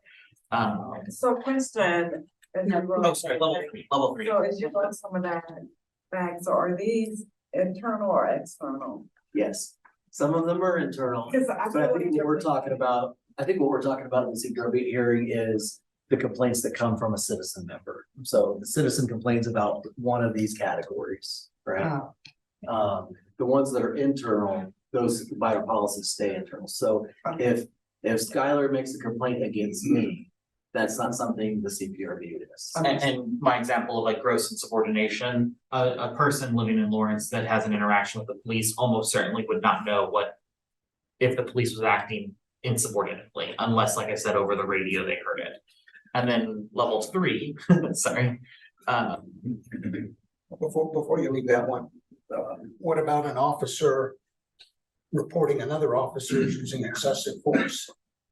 That's internal. That's I internal. don't know that it should be. So it's a good question, but here's one of the things I would tell you is we have a very good history of our officers reporting other officers. It's probably the most sustained complaint there is. As far as because Ian knows the policies of the Lawrence Police Department better than the citizen does. So if he sees me violating those policies, he has a policy, he also has under policy that he has to report that, right? When you take it outside that realm, I think you are less likely to see the same thing. Officers would be less likely to report it. I believe police officers have a general trust that, and you guys can correct me if I'm wrong, that administration is going to do what they would consider the right thing or something, and that's why they report that. right? I believe that because generally they have like a rep in the meeting and it's generally one of these LPOA guys. And they'll be the first ones to tell somebody else that, hey, you were wrong and this is your trouble, sorry. But it's still an assault against the citizen. But then that citizen could put in a complaint. And then it would be. Right, but they may So- not feel comfortable doing it. to your I agree. point. That citizen would be contacted. And I think there's some concern regarding when officers are off duty. And I'm sure your policies handle that too, but that's just muddy water that my lawyer brain thinks about. But level 3 examples. If I remember. Tardiness, I'm assuming is internal. And this is the one where I find the most. I gotta pause and look at, like, what is rudeness? What is a minor traffic violation? Like, that seems very much internal. Some of these definitely are. I could be having a bad day, and so anything that cop says to me is considered rude. Is that something the CPRB should handle? I don't think so, but if it's the same officer has had 15 complaints of rudeness, then it goes to that level 2. And then maybe it is something the CPRB handle. The level 1s are the ones that I'm having the most struggle with, other than inadequate police service and then the belittling and excessive profane language. Those two, I think, I'm sorry, what? You said one. I just wanted to make sure. Yeah, I meant three. You meant Yeah. 3. Yeah, sorry. Those are the ones that I think I could see the purvey of the CPRB having more access to and having it be a reasonable access. Because if someone calls the police saying, my house was robbed, or I came home, my house has been burglarized, please send an officer out for no other reason than to take my report. And dispatch says, okay, an officer's been sent out, an hour and a half goes by. Then an officer rolls up, it's like, what did I get called out here for? That's a complaint. Maybe it needs to go to the CPRB, I don't know. But if you have officers that belittle or are excessively profane towards someone, that kind of could toe the line between why are they being so belittling, why are they being so excessively profane. There could be deeper issues, like bias-based issues that aren't coming to the forefront, but that's why they're behaving the way they are. And so those are the ones that, and I can see arguments on both sides as to why they should remain internal. But that's my suggestion as to how we can expand the CPRB. Level 3s, pretty much all of those are gonna go on there. You mean once. Yeah, sorry, man. I'm struggling here. Level 1s, the most severe ones. I'm just gonna start saying the most severe ones listed in the policies here. Probably all of those should be going on into the purvey of the CPRB. Most of those moderate, those level 2s going on. Level 3s, maybe that's a discussion between the city, then the union and the police, where we make our recommendation of whatever we want to add on. And then that gets pared down potentially from there. That's my thought on how we can expand the CPRB. So say again, which, level 2? So level 2s, I think certain ones, because the mandatory, I don't know what a mandatory arrest is. I'm sure statutorily there's definitions to it. I don't know if a citizen would make that complaint. That, no, you didn't arrest someone, so I'm complaining about it. I'm sure that people do. The spouse of, Yes, DV victims definitely is gonna be the main one there. The mandatory reports, I don't know what's a mandatory report for a police officer. DV, is that the felonies? If with probable cause. With probable cause. See, I don't do criminal law, like, so some of these. And I think actually, like, when it says, like, so there's probably cursing in level 3, excuse me, and then there's. I'm going at, hey, blah, blah, blah, Yeah. blah, blah, that's probably gonna get elevated automatically to level Right. 2. Same with inadequate police service, so the example you used probably would be a good complaint against the department, because we hold calls, there's enough people to go to non-emergency calls. Right. Different story, but there might be things that they didn't do as far as collecting evidence or something like that, which that might rise to a level 2. Right, and that's where it kind of gets into like how much of this is just something that can be handled internally versus, yeah, this is part of the citizenry wanting to talk about how they want to be policed and how they want that police to help them. So ultimately, that's what I think they kind of cleared up how I would see this operating, just to give some context for the police officers. If you were using belittling and excessive profane language, probably more than, I'll say 3 times, because you do it once, they don't do that, you do it a second time, I'm like, all right, this is your last warning, and then it happens again, maybe it gets elevated to a level 2. And it's not something that you guys would need to see, because it's so low, right? You have a bigger fish to fry. But if it happens again, then it goes from level 2 to level 1. Right, so then it was like, okay, now you guys can look at it. And that helps filter out those lower level, like 1-time, 2-time offenses for just. It's like if I called an officer and they drop the F-bomb in front of me, I'm not gonna say anything. But if they say it every other word, I might be like, doesn't really bother me, but this is a little unprofessional. Or the rudeness, like you said, you're having a bad day. and it comes Now, off. if they called me the F word, it's like, there's a different story. Same with the rudeness, right? If it's one complaint of rudeness because you're having a bad day and the officer just didn't come off perfect to you. Right. Then it doesn't need to get elevated all the way up. But again, if, like your example, you have 15 complaints of rudeness, right? Well, maybe we're approaching the inappropriate conduct phase of this. I don't know. We'll have to look at all of it. But how many of those are being reported by like you guys, like your peers, your colleagues versus the community? Like that's the key thing I got out of this, like how many of these examples are actually gonna be made by people interacting with the police The versus? level 3, now you got me. The level 3, and then the inquiries, which are just complaints about department practice, kind of like we talked, you guys didn't come for an hour and a half, sorry, we were holding calls, correct? But those, I would say that's probably like our most common complaint, like I didn't like the way that X happened, I didn't like the way that Joe was driving, I thought Joe was driving too fast, and he didn't have his lights and siren. He had his lights and siren on, he didn't make a complete stop in the intersection. Probably the more common of the type of complaints, right? This is, just for perspective, we're having this conversation, because I mostly agree with you there is, I believe that we as police officers are held to a different standard. I get it. We're already looked at like that by the courts, and in the city of Lawrence, let's look for, I agree. And it's upon those police powers that we're held to a higher perspective.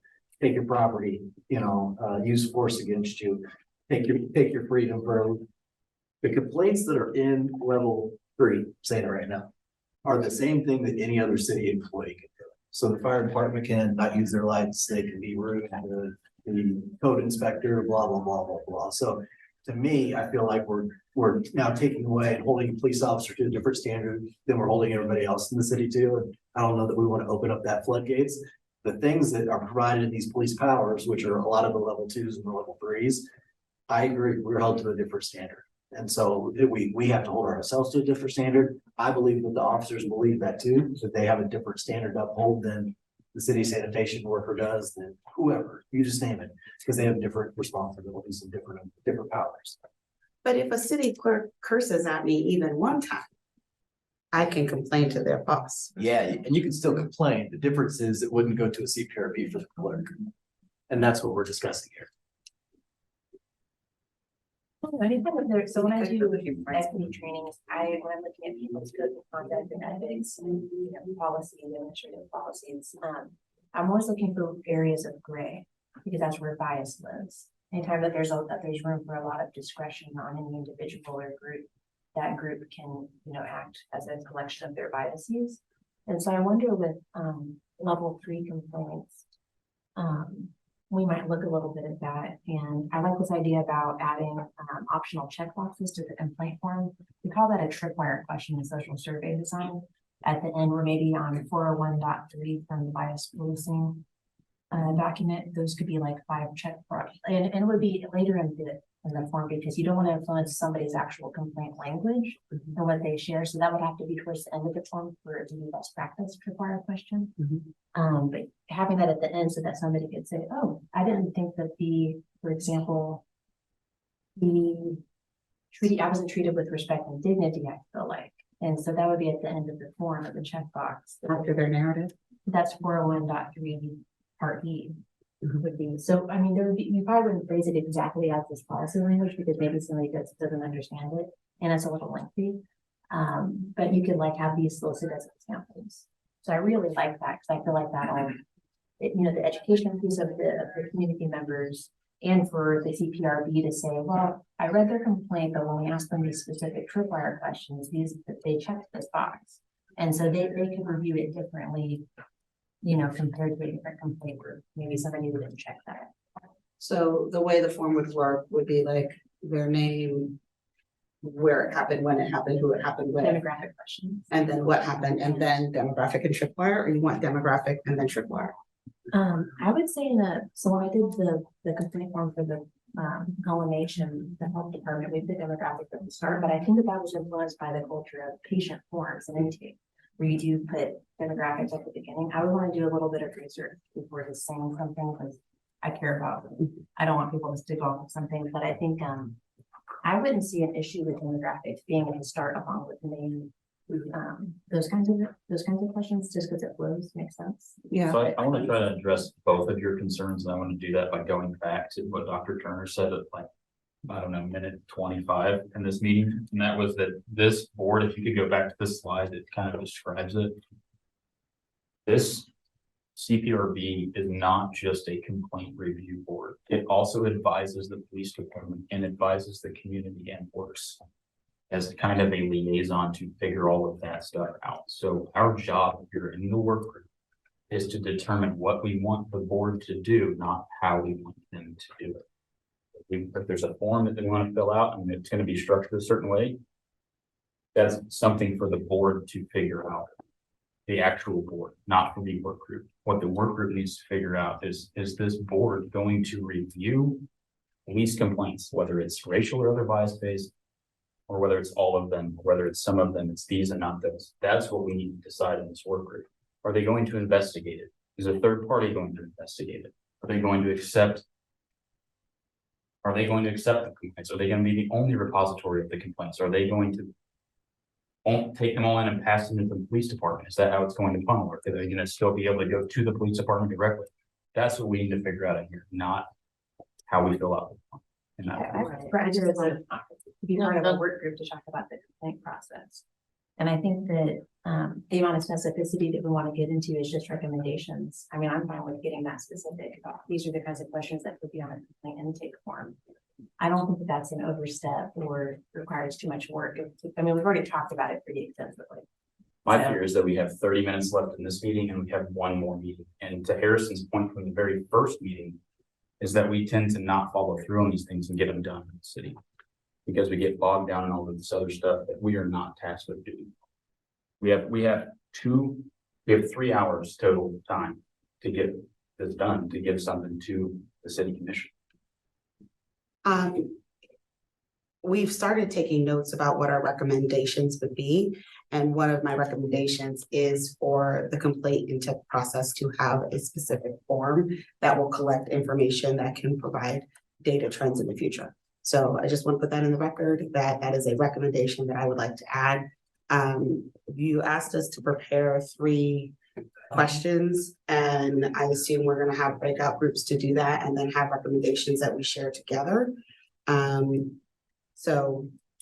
Yes, and I want to speak to our process because I appreciate Member Can's cautionary tale that these groups get together and then they don't do what they're supposed to do, and also just that we have a very limited amount of time and a heavy task ahead. And I do want to speak to process related to that. I also just want to name that you spoke to, and this goes back to the ordinance question earlier. And you made a comment that I also want to speak to. What is the primary role or roles of the CPRB. And what was the work that the CPRB is tasked with that is complementary to the complaint process, but not just the complaint process. That was that. And you used an expression of something to the effect of, and one of the concerns that we heard from the community and that we've heard from the CPRB in the past and the commission's expressing to us is that this group doesn't have enough to do. And because the scope was so narrow, I mean, that's I guess we're gonna give a reason, we could say that. But we can invent work to busy the group, or we can make thoughtful recommendations on what's the optimal use of civilians, community members in this context to advance the things that we want to have advanced. And so I just want to throw that out there too, is that they need to be thoughtful in terms of how you're using your time and what you're focused on. If there is some reimagining of what CPRB does or could be doing.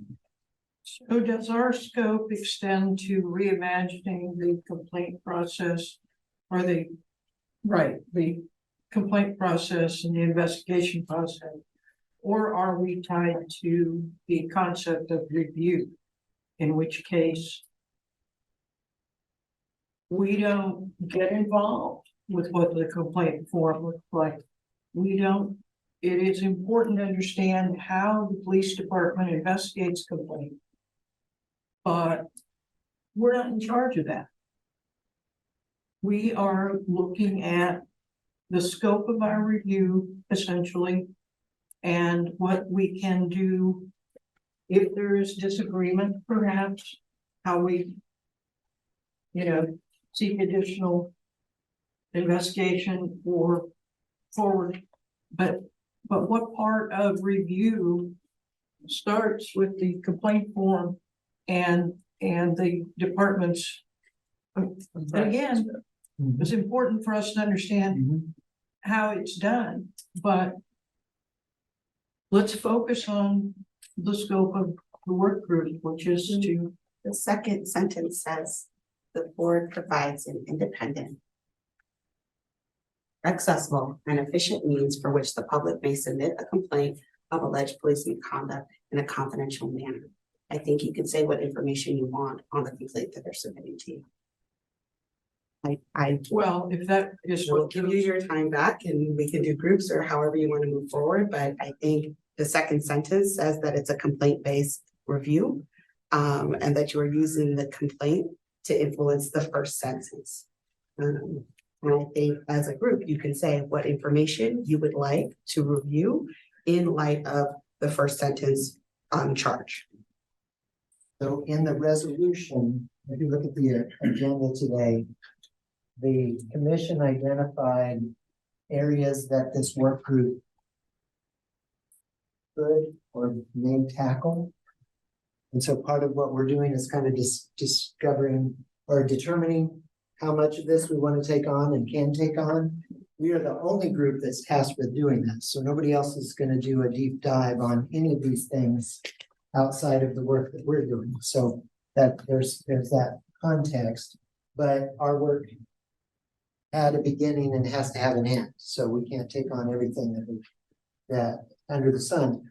But receiving, investigating, resolving, and reporting of complaints, with the public reporting related to the complaint process and the roles and responsibilities of parties relative to that.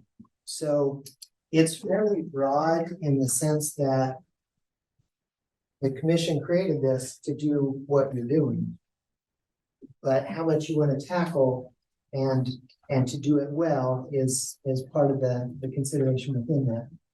And so I definitely think there's grounds to have our main recommendations that we want to focus on, and then we have smaller little recommendations that like, we didn't have time to focus on this particular issue, but the city should do X, Y, Z. yeah, Or look into doing X, Y, Z. And I think that's a great approach, and that's why we're doing it as a study. It's like, in your conclusions, you can suggest additional areas. The commission may come back and say, absolutely, and we want to try and convince you to spend 2 more meetings just on this issue. So I have no idea, or they may say, oh, Lord, no, we're not. I don't know. So how are we going But to that's how you- compile yeah. this list? I mean, we've been talking around, it, and I agree, like, we should be in the doing phase.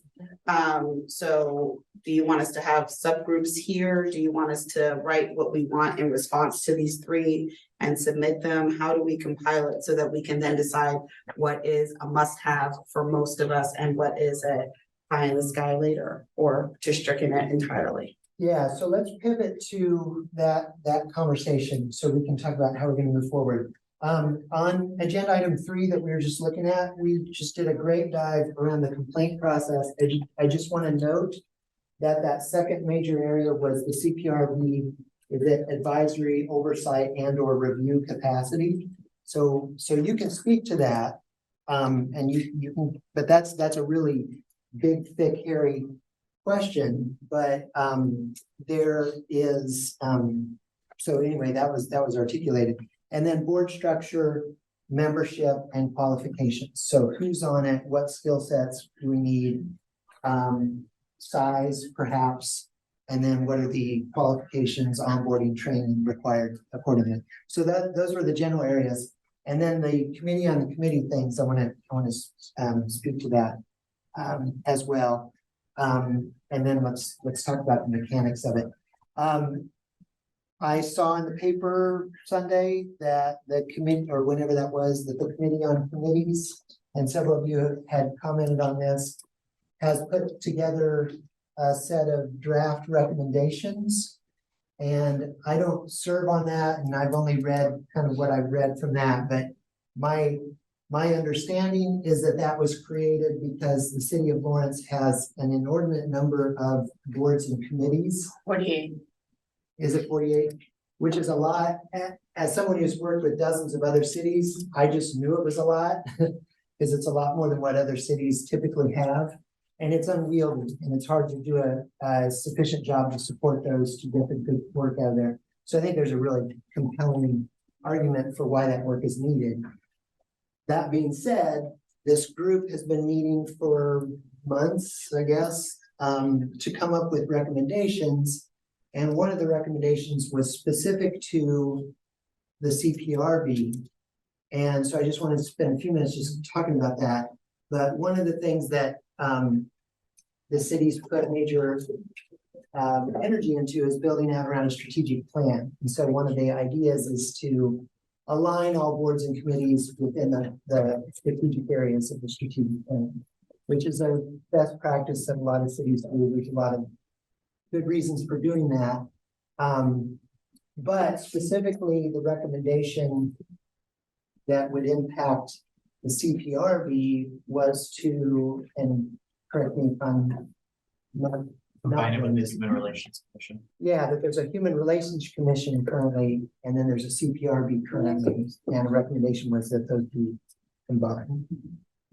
And this similar recommendations are being made about combining other boards. So that's a process designed to look at winnowing down the total number of boards and committees. So my way of thinking of it is created to solve a set of problems. We've been created as a work group to solve a different set of problems. And we're tasked with making recommendations. So knowing that that's out there, that's part of what we're here to. I have not read the strategic plan for the city, anything like that. My first thought is the CPRB and the Human Relations Commission, under my understanding, serve 2 very distinct areas of concern. That may overlap, but not always. And I think I would be generally opposed to the combination of them, unless the new board has all of the new powers that we're recommending that the city may or may not choose to give to the CPRB, plus a strengthened Human Rights Commission. Because the Human Rights Commission, in my opinion, is a little lackluster too. But that's a whole other work group.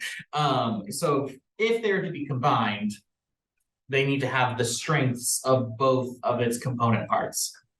And I know that's kind of getting aside from maybe what you're asking, but generally, like, I don't want to see literally months of my life go into, well, we're combining the boards and we're not gonna listen to your recommendations because now it's not the CPRB, it's the Board for Safety and Security. And so we will need to make a new work group to see what the Board for Safety and Security can do. Like, no.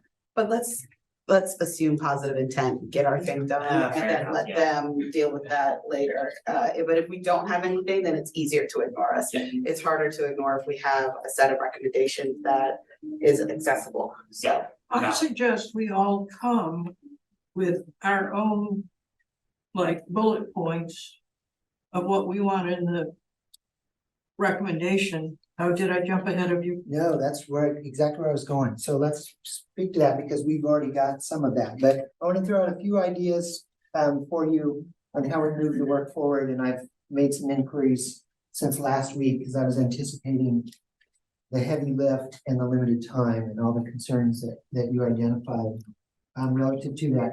So the product coming out of this group is a study of X, Y, and Z issues that have been identified. The commission stated an interest in learning what you've learned through this process and then your recommendations on specific issues. What we've discussed as part of that is articulating in that study options and then pros and cons relative to that. The value of doing that is that it's a little bit more inclusive of all the discussion and deliberations that went into recommendations, because one limit of only putting together recommendations is all the stuff that didn't make it in and why. And so what I've been flagging as you've been discussing is those things that might want to land in like a pros and cons list, if you will.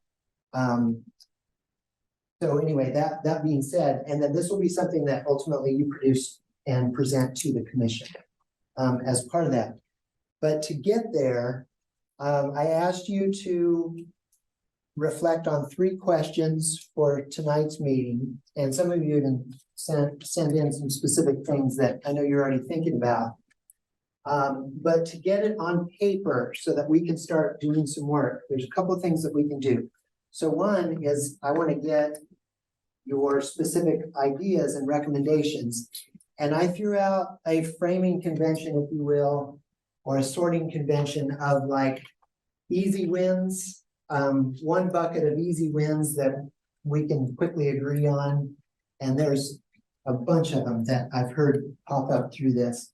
Then there's a middle bucket that we're probably mostly there. We just need to kind of flesh it out more.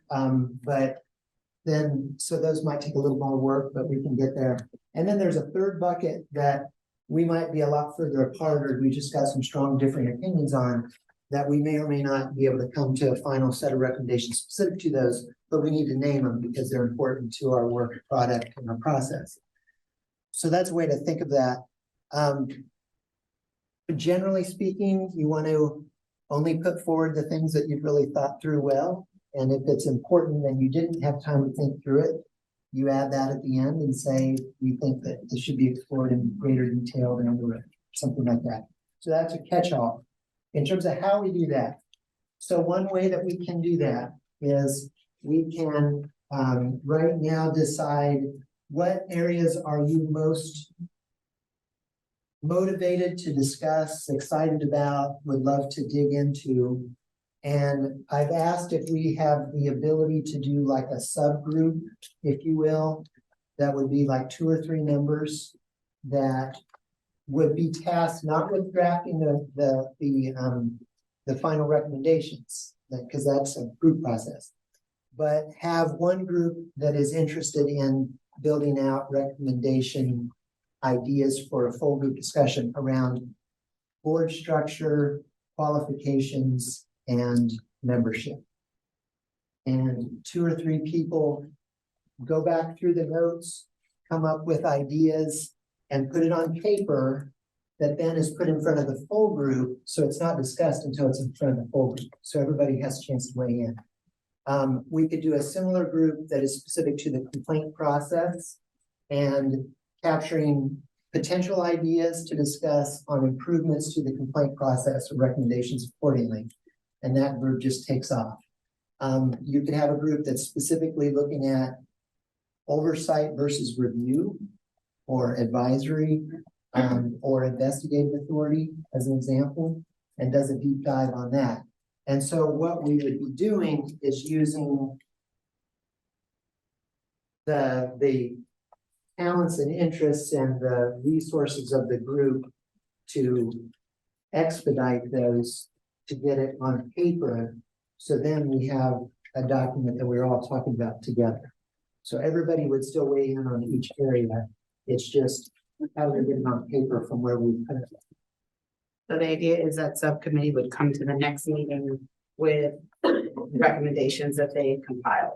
And then we, in the next meeting, talk about what each subcommittee put together. But those members don't actually have to meet in person. They can email Email or whatever. together to get that list together.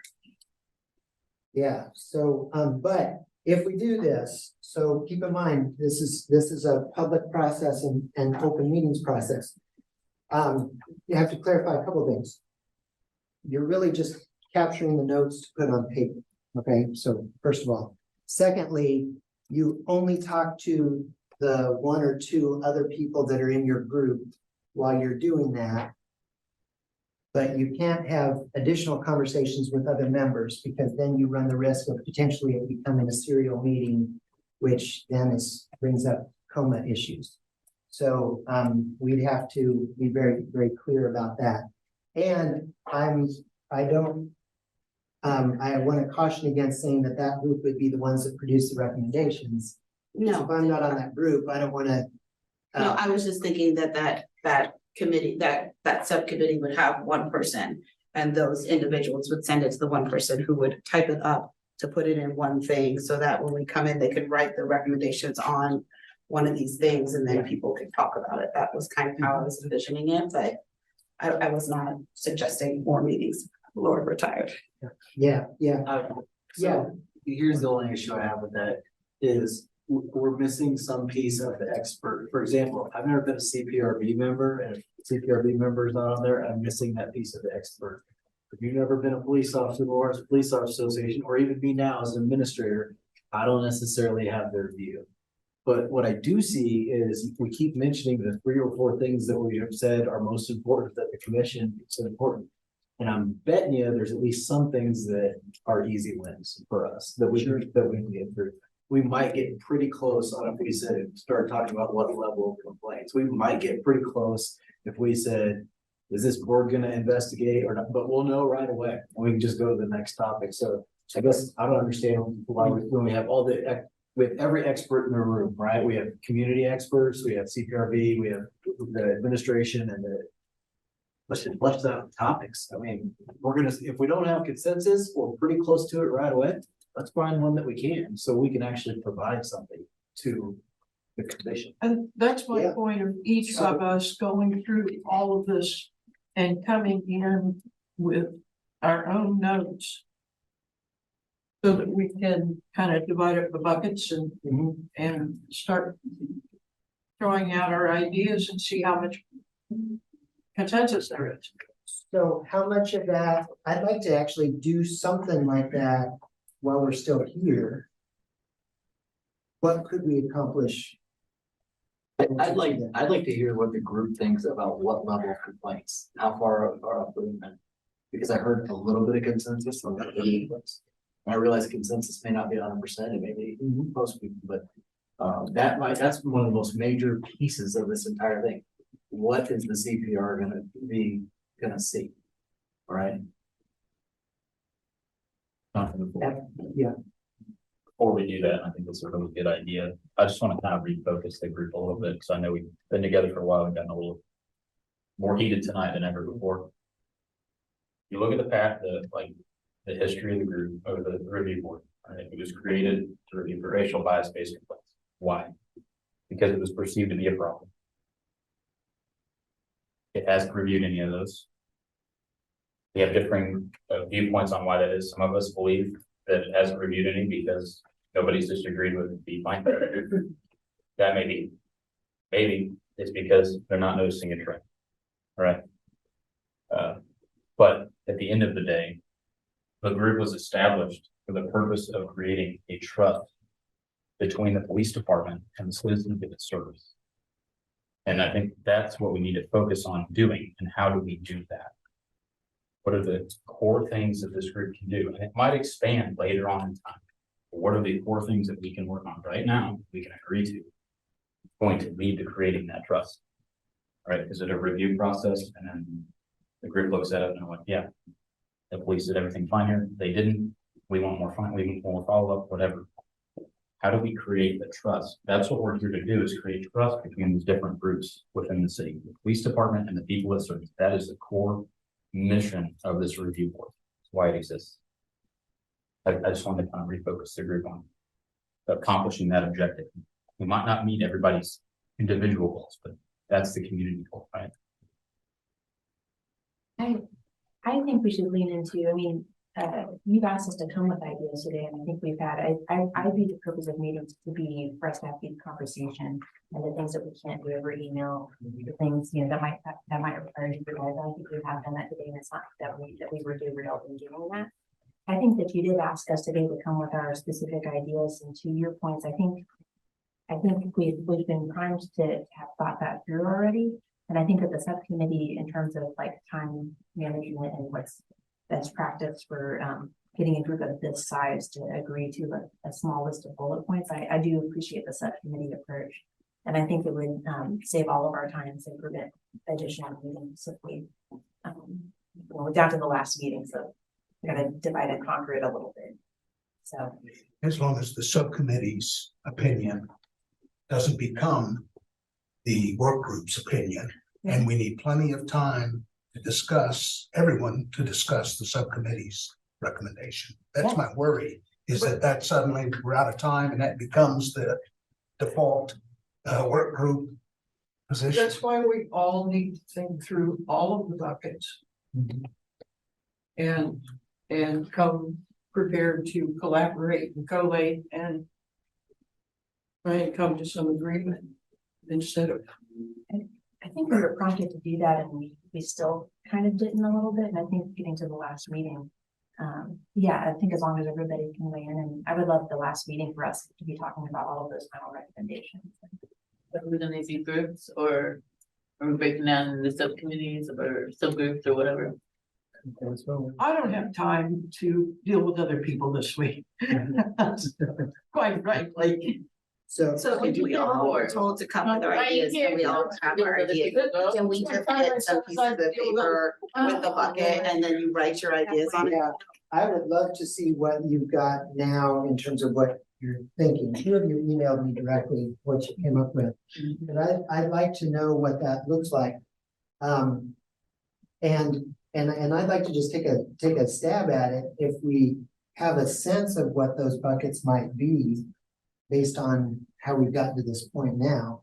And then if people want to help capture the notes in the next day or two, you know, we can talk about that. Just throw out review or investigatory. What's that? Review or investigatory. Yeah, so Where's that's, the group at on that? that's a big one. Review or Review. investigate. Review, Everybody's in review. All right, we don't even need to talk about investigation. Review. Did we just decide that? yes. But that's what we're saying, is let's talk about some of the major issues, and if we're still way separate, then let's bring some more things together, but we can accomplish things in the 8 minutes, because I'm hearing things that has common ground, and I feel like everybody's put a lot of work into this. Some people, like CPRV, have been working on it forever, Yeah, right? And absolutely. so every accomplishment that we have is a win for this group, and everybody's people that put a lot of time in it and a lot of heart, and a lot of effort. And right now I feel like we're gonna walk away with nothing. If it's idea, let's talk about the major topics. Let's see if we agree, if we don't agree. To Ian's point. So did we agree on level 1, 2, and 3, that Harrison brought up? So I agree. I thought it was just I agree one with and level two. 1. I agree on level one. And I What's can number be one? persuaded. And What's number one? One is the most. The most serious, Yes. with the caveat that they don't get criminal investigations while they're still under investigation by another agency, right? Absolutely. So what are we agreeing, like, that we want the, Level ones can be reviewed by the. thank you, she's right. And Here's what I need to say, Jonathan, there's a little bit of me, and I will be very clear, I'm not speaking for the LPOA on this, I'm just speaking for the way that I know that the chief likes to have trust. Right now, we've been talking about you just get it if they appeal it. A smaller condensed version in executive session of what level one department complaints have had. Like, so it's not like we're giving you the full Monty of, here's every video here, but nobody asked for a review. So, because I gotta be honest, I'm a little, when we go and we explain to a complaint, usually we take them video if necessary. We talk to, and so if we've sustained it, guess what? They're not gonna go through the appeal process anyway, because they got what they thought was right, was sustained. If we don't sustain it, a lot of times, more than not, as we see, the CPRP is not gonna say it anyway. So I believe that, because I know the chief really wants to gain the public's trust and gain the CPRB's trust in that how we do things is the right way, that a condensed version, if not appealed in the executive session, would be okay too. how about level one, just kind of a summary in executive session of what you got going on there. Level two is appeal. It's, let's say an officer is rude, disrespectful. I watched a video of it. I was a patrol trooper taking my client, who is a young biracial woman, cover her up, and as you couldn't see this, but he said, sit, like she was a dog. Now, if she complained about that, that would be a level two, right?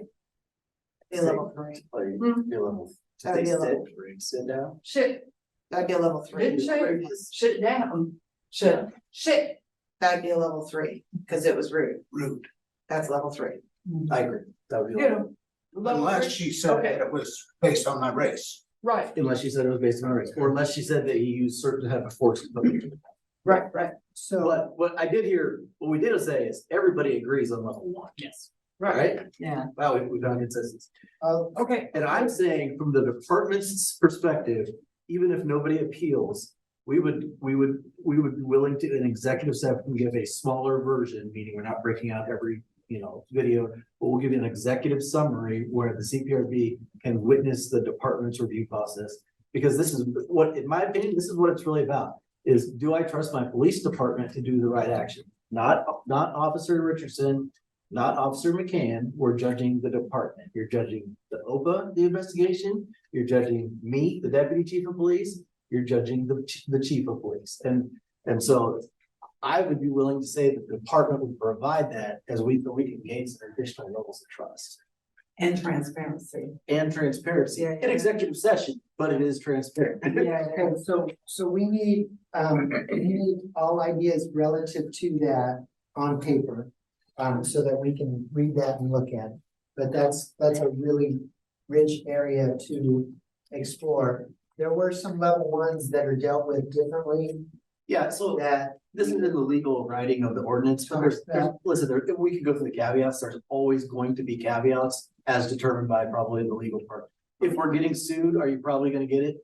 Probably not. If there's an ongoing court case, probably not, right? But a completed investigation, what I'm saying. But we don't have to say that. We can just say we want to expand what CPR reviews to include level one. I agree. We can also say multiple level twos, if And- that's where we're at.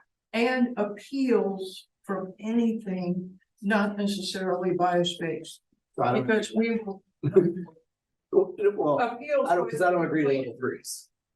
Well, that's where it sounds like we need to do some Except pros that- and cons. except So that we you have have the foundational idea. Yeah. So I the don't- next I one don't would be agree with with the this. form idea that you mentioned. depends on how it is, and under what circumstances. So I don't want to shortchange the discussion and debate that needs to happen around specifics. Yeah, But the key. remember, you've got recommendations, you've also got just the articulation of pros and cons relative to. And then if you aren't able to make or don't have consensus on the recommendation, you can do that too. But at least it's captured. what other areas? Need to go up here. I would recommend also, because I'm a kind of a public practice person. I would recommend crafting some standards of review. In other words, it depends on. You know, are we reviewing the conclusions of facts drawn from the evidence? And that invokes a different standard of review than a judgment about what's appropriate, what's not. You know, you might go I can write this up rather than try and explain Okay, it just yeah. on But standards of review, standards of review, because some categories of disagreement are entitled to a more deferential review. And others are pretty, well, add this, and this is the sum. Well, the way you were explaining it to me earlier, are you talking about our role as CPRB when it comes to maybe looking into the standards of review for like how they. Right, but when we're looking, Racial and bias-based policing, for example. well, no, standards of review, no matter what it is that, I mean, if we are reviewing the conclusions drawn after investigation, we need to establish some sort of a standard to draw the line between what the pros get to decide versus, I mean, we have the same thing when it comes to review of administrative decisions. I mean, there's a certain deference to that, recommendation would be to create the standards of review, right? because that currently doesn't exist. Okay. Yes. Okay, that's something that can be thrown in as part of that discussion. I'm just trying to capture what are the big things that we're gonna work around. And we're gonna have to, well, go ahead. Well, one of them is who can file a complaint Yeah, or who can file an appeal? Is it an involved person or is it anyone who witnessed it, or is it anyone? They can live in New Zealand and they can see it on some video and file a complaint.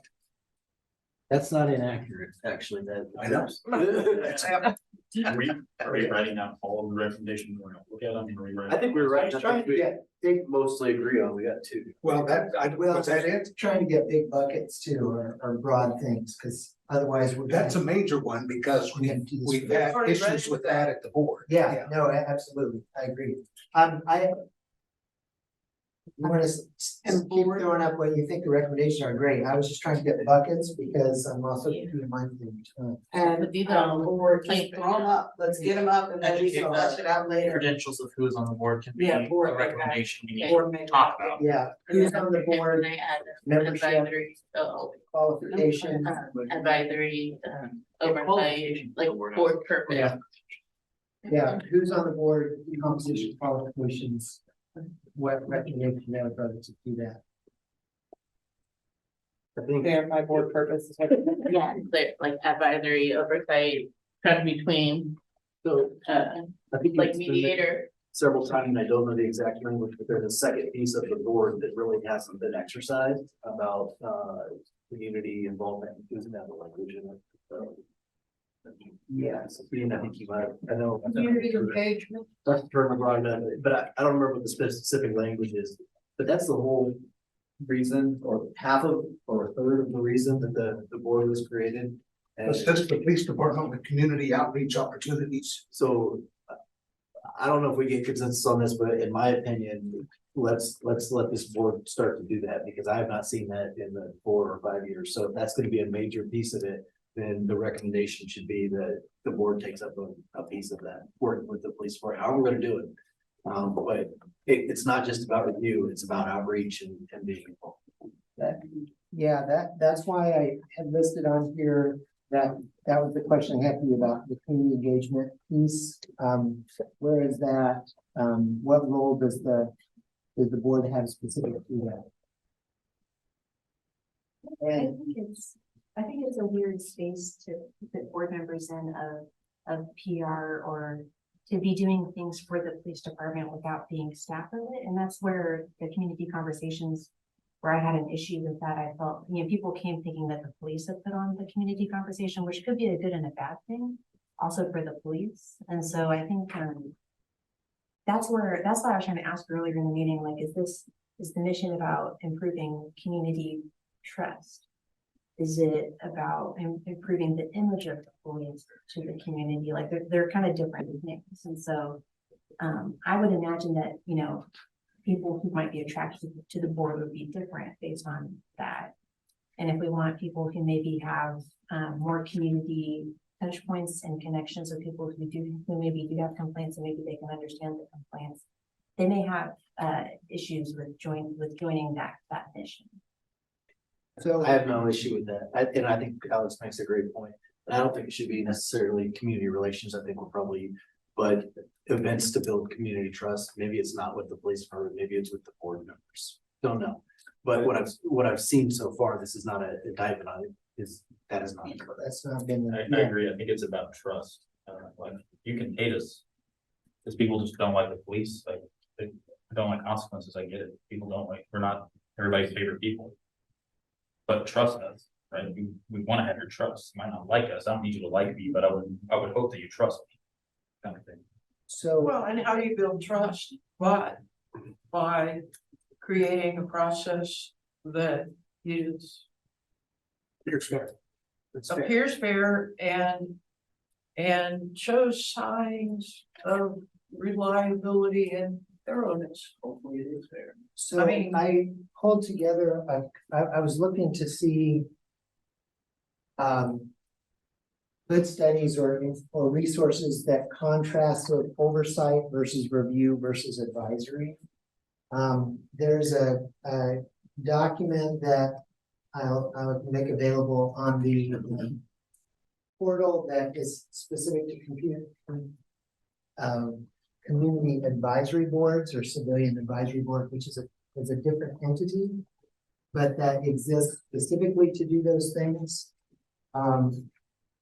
That and is different than how the CPRB has typically run, as I understand it recently, but that I'll just offer that up as something to be thinking about as you look at where does the work begin, and is it specific to complaints and building public trust and confidence through a well-designed and transparent process specific to complaints, and that's a role, or is there an additional role? And to Alex's point, what are the tensions within that? Are you attracting the same people to serve, or is that becoming a different entity?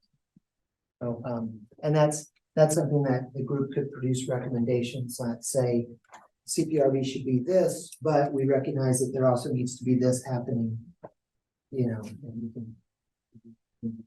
Okay, wait, yes. Well, I have a lot of ways to make complaints, and I think the more ways we have, it sounds good, but we have 20 different ways. I think less better, because we have from police department to online to telephone to this way and that way, different review boards that I looked at, they only had one number. You can come in and talk to this person that will help you fill out the form. I don't think that all of these people would have the time or the ability to assist someone in filling something out.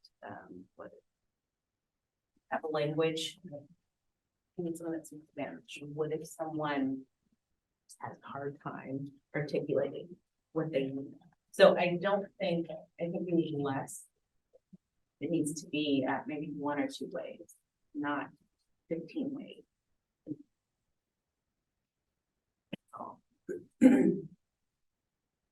It's a very interesting perspective. In the meetings, I guess, where the community meetings, I was hearing a lot more ways to be able to complain. That's what I was hearing. They don't have to actually fill out the form. The form is not required. So you can call Assistant City Manager Casey Tooman, make a complaint. Some people can't call. So there are people that we're not considering, the people that don't have phones, that have to borrow a phone. people that are intimidated, it's come down to the police department. That was also an issue. People are intimidated going down to the police. Trying to make it more neutral, I think, even going through the attorney general's office, that can be intimidating for people. We're trying to encourage people that may have a need to make a complaint. We need to make them feel safe and make it accessible to them. And so some of these, I don't feel some people would feel comfortable doing so, and I don't think it's accessible to some people that. So instead of finding a solution, is it okay that I put refined methods to submit complaints and provide assistance that's safe and accessible? And then we can talk about the how, but this is is that okay? Yeah, and safe and accessible is a big part of what I'm hearing there, but access around it, and you've identified things like plain language and we were talking about video and visual and things like that. But we can make very specific recommendations that I think would improve that and then speaks to that greater confidence in the process. What else? What other have we not touched on? The last meeting, following up with the safe and accessible, we brought up about third party having the ability to be able to file on behalf of the complainant, maybe not get the answer or get the, that can be debated, but just having to, that third party standard. Oh, I'm sorry, okay. No, is that okay? So I don't know what we're gonna write down eventually. I know you're just taking notes right now, but so if we have buckets, that wouldn't be my agreeable bucket. Yeah. That makes sense. Well, that's what we'll- Yeah. I just wanna make sure we're fleshing out that we really have 3 different. Yeah, buckets. I think we had 2 different scenarios last time. It wasn't just like maybe. Would it the be way that ran on, I faster? can't remember everything. Would it be faster for you to just say what you're not willing to agree to? From the Yeah, beginning, so, that well, we know so- where we need to go. So no, you don't have to follow my lead, so please understand that, but I do think we were No. coming to what was consensus and not consensus. So I think we found a couple of really good things that were to consensus. I think that maybe bears greater discussion. But I think you laid out a pretty well thought out scenario last time. Mostly what we see is exactly what you said, and we get calls from New Zealand, or just maybe it's somebody in Lawrence. Lots of times it's out of the state. And to give that person an appeal process on something that they're uninvolved in is kind of ludicrous. If you're like, how do you assess the reliability of the outcome of the police department? Yeah, I okay, so that'll be one of the. That's a one of the question. areas that we need to. Yeah, get a- first party, it happened to me, absolutely. I think maybe where the most discussion could come in is Or even the second witness. part. I witnessed, right? There's some things I'd probably go. Yeah, if you're saying you witnessed a use of force, that seems pretty reasonable to me, right? But there might be other things that I go, I don't know how you would know the answer to that question. Yeah, I think we got to a kind of a consensus about like, people who are unable to file on their own, I can't remember, I have it in my notes, but we did agree about, obviously, you have to be realistic. They're not gonna get the outcome of the investigation. They're not gonna get, certain elements that happen with the actual complainant. They're not gonna get the benefits, but I think it was something that was brought up last time. Where there was a third party involved and maybe even the CPRB was involved somehow. I don't remember, Like but a support party kind of? Like Yeah. you're there for my support kind of a deal. yeah, So, just like we were kind of go ahead. well, I was just gonna say, so for those of you who've already written down or had ideas already captured in advance of tonight, we need to collect that. Also, as you're hearing these, I want you all to be prepared to weigh in on what you're thinking relative to this. So what might your idea about a recommendation look like relative to that? So wait, what's the directive there? Are you wanting people to write it on the paper? Or are you wanting, like, the people that had ideas, are those ideas not reflected here? So that's where I was going. Sorry. Am I getting all this from you? Is anybody wanting to do any part of this as a subgroup over the next couple of days? Like, how are we doing that part? That's what I need to know, because I hear an appetite, some of you are saying, yeah, I'd like to do some work specific to one of these areas, and then others are saying, I don't have time, I'll see you Monday. So where are you at? I have time to do the work, I don't have time to coordinate with other people. If that makes sense. Yeah. I have time to coordinate with the people, and I have to work kids, and I have to raise a kid. So I'm committed to this, so I'll do what I have to do. I think everybody has an openness of what they're able to do, but I think if it's important to somebody to get their idea out so we can have a discussion, I think anybody, it doesn't have to be a subgroup.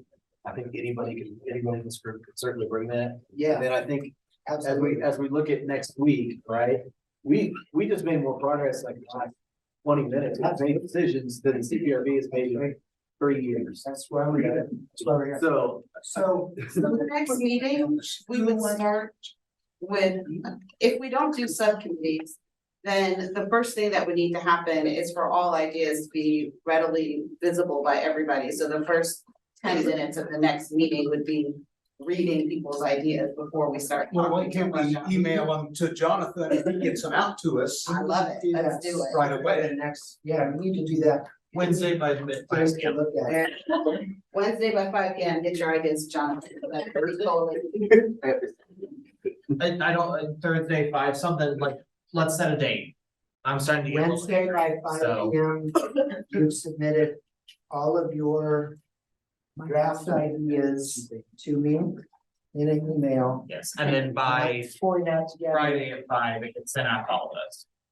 Friday at 5, is that quick enough for you all? Yes. Review. Okay, For Monday. If it really happens, yeah. yeah, exactly. And is there anybody who wants to dabble with any subset of this with me sometime between now and Friday? I think they can send that to you in the email. Let me know, if you want to help kind of pull some. Is everybody comfortable with that? And then on Monday, a few of you said, one more meeting, I'm done, I'm out. A few of you reached out and said, if we need to, can we negotiate another meeting, or some other, construct of this? I want to make sure that you feel really good about your final product. That's what's important to me. So if anybody wants, I don't want to belabor this. I've got just like all of you, I've got another life, so I don't want to see this going forever. I just want to make sure that we have enough time to do it right and do it well, and that you feel good about the final product going forward. So if you have thoughts on Monday that we're needing some other time or something, I guess we're talking about it then. So is that, I think people's decisions will be based on how much progress we make next time. yeah, I think we'll have a good feel for it at that point. To the extent people can get as specific as possible on their position, Yeah, that'd be great. that would be helpful. To just say, well, it should have more of this, is very helpful. And What are the topics you want to do? The 3 questions that we had to prepare for today. yeah, and what would be useful for me is both ideas on recommendations, and then if you wouldn't mind, if you're particularly invested in a particular area of this, you wouldn't mind articulating what you think some of those options, pros and cons would be as well. I think the commission would really appreciate that, so that we're giving them something beyond just our recommendations, but also helping them kind of wrap their heads around the issues more broadly. So that's great. This is heavy stuff. Really appreciate your work, and look forward to seeing what you send in and make it all happen on Monday. That's great. Okay, thank you very much. There's a little bit of food left over. And I'll see you next week.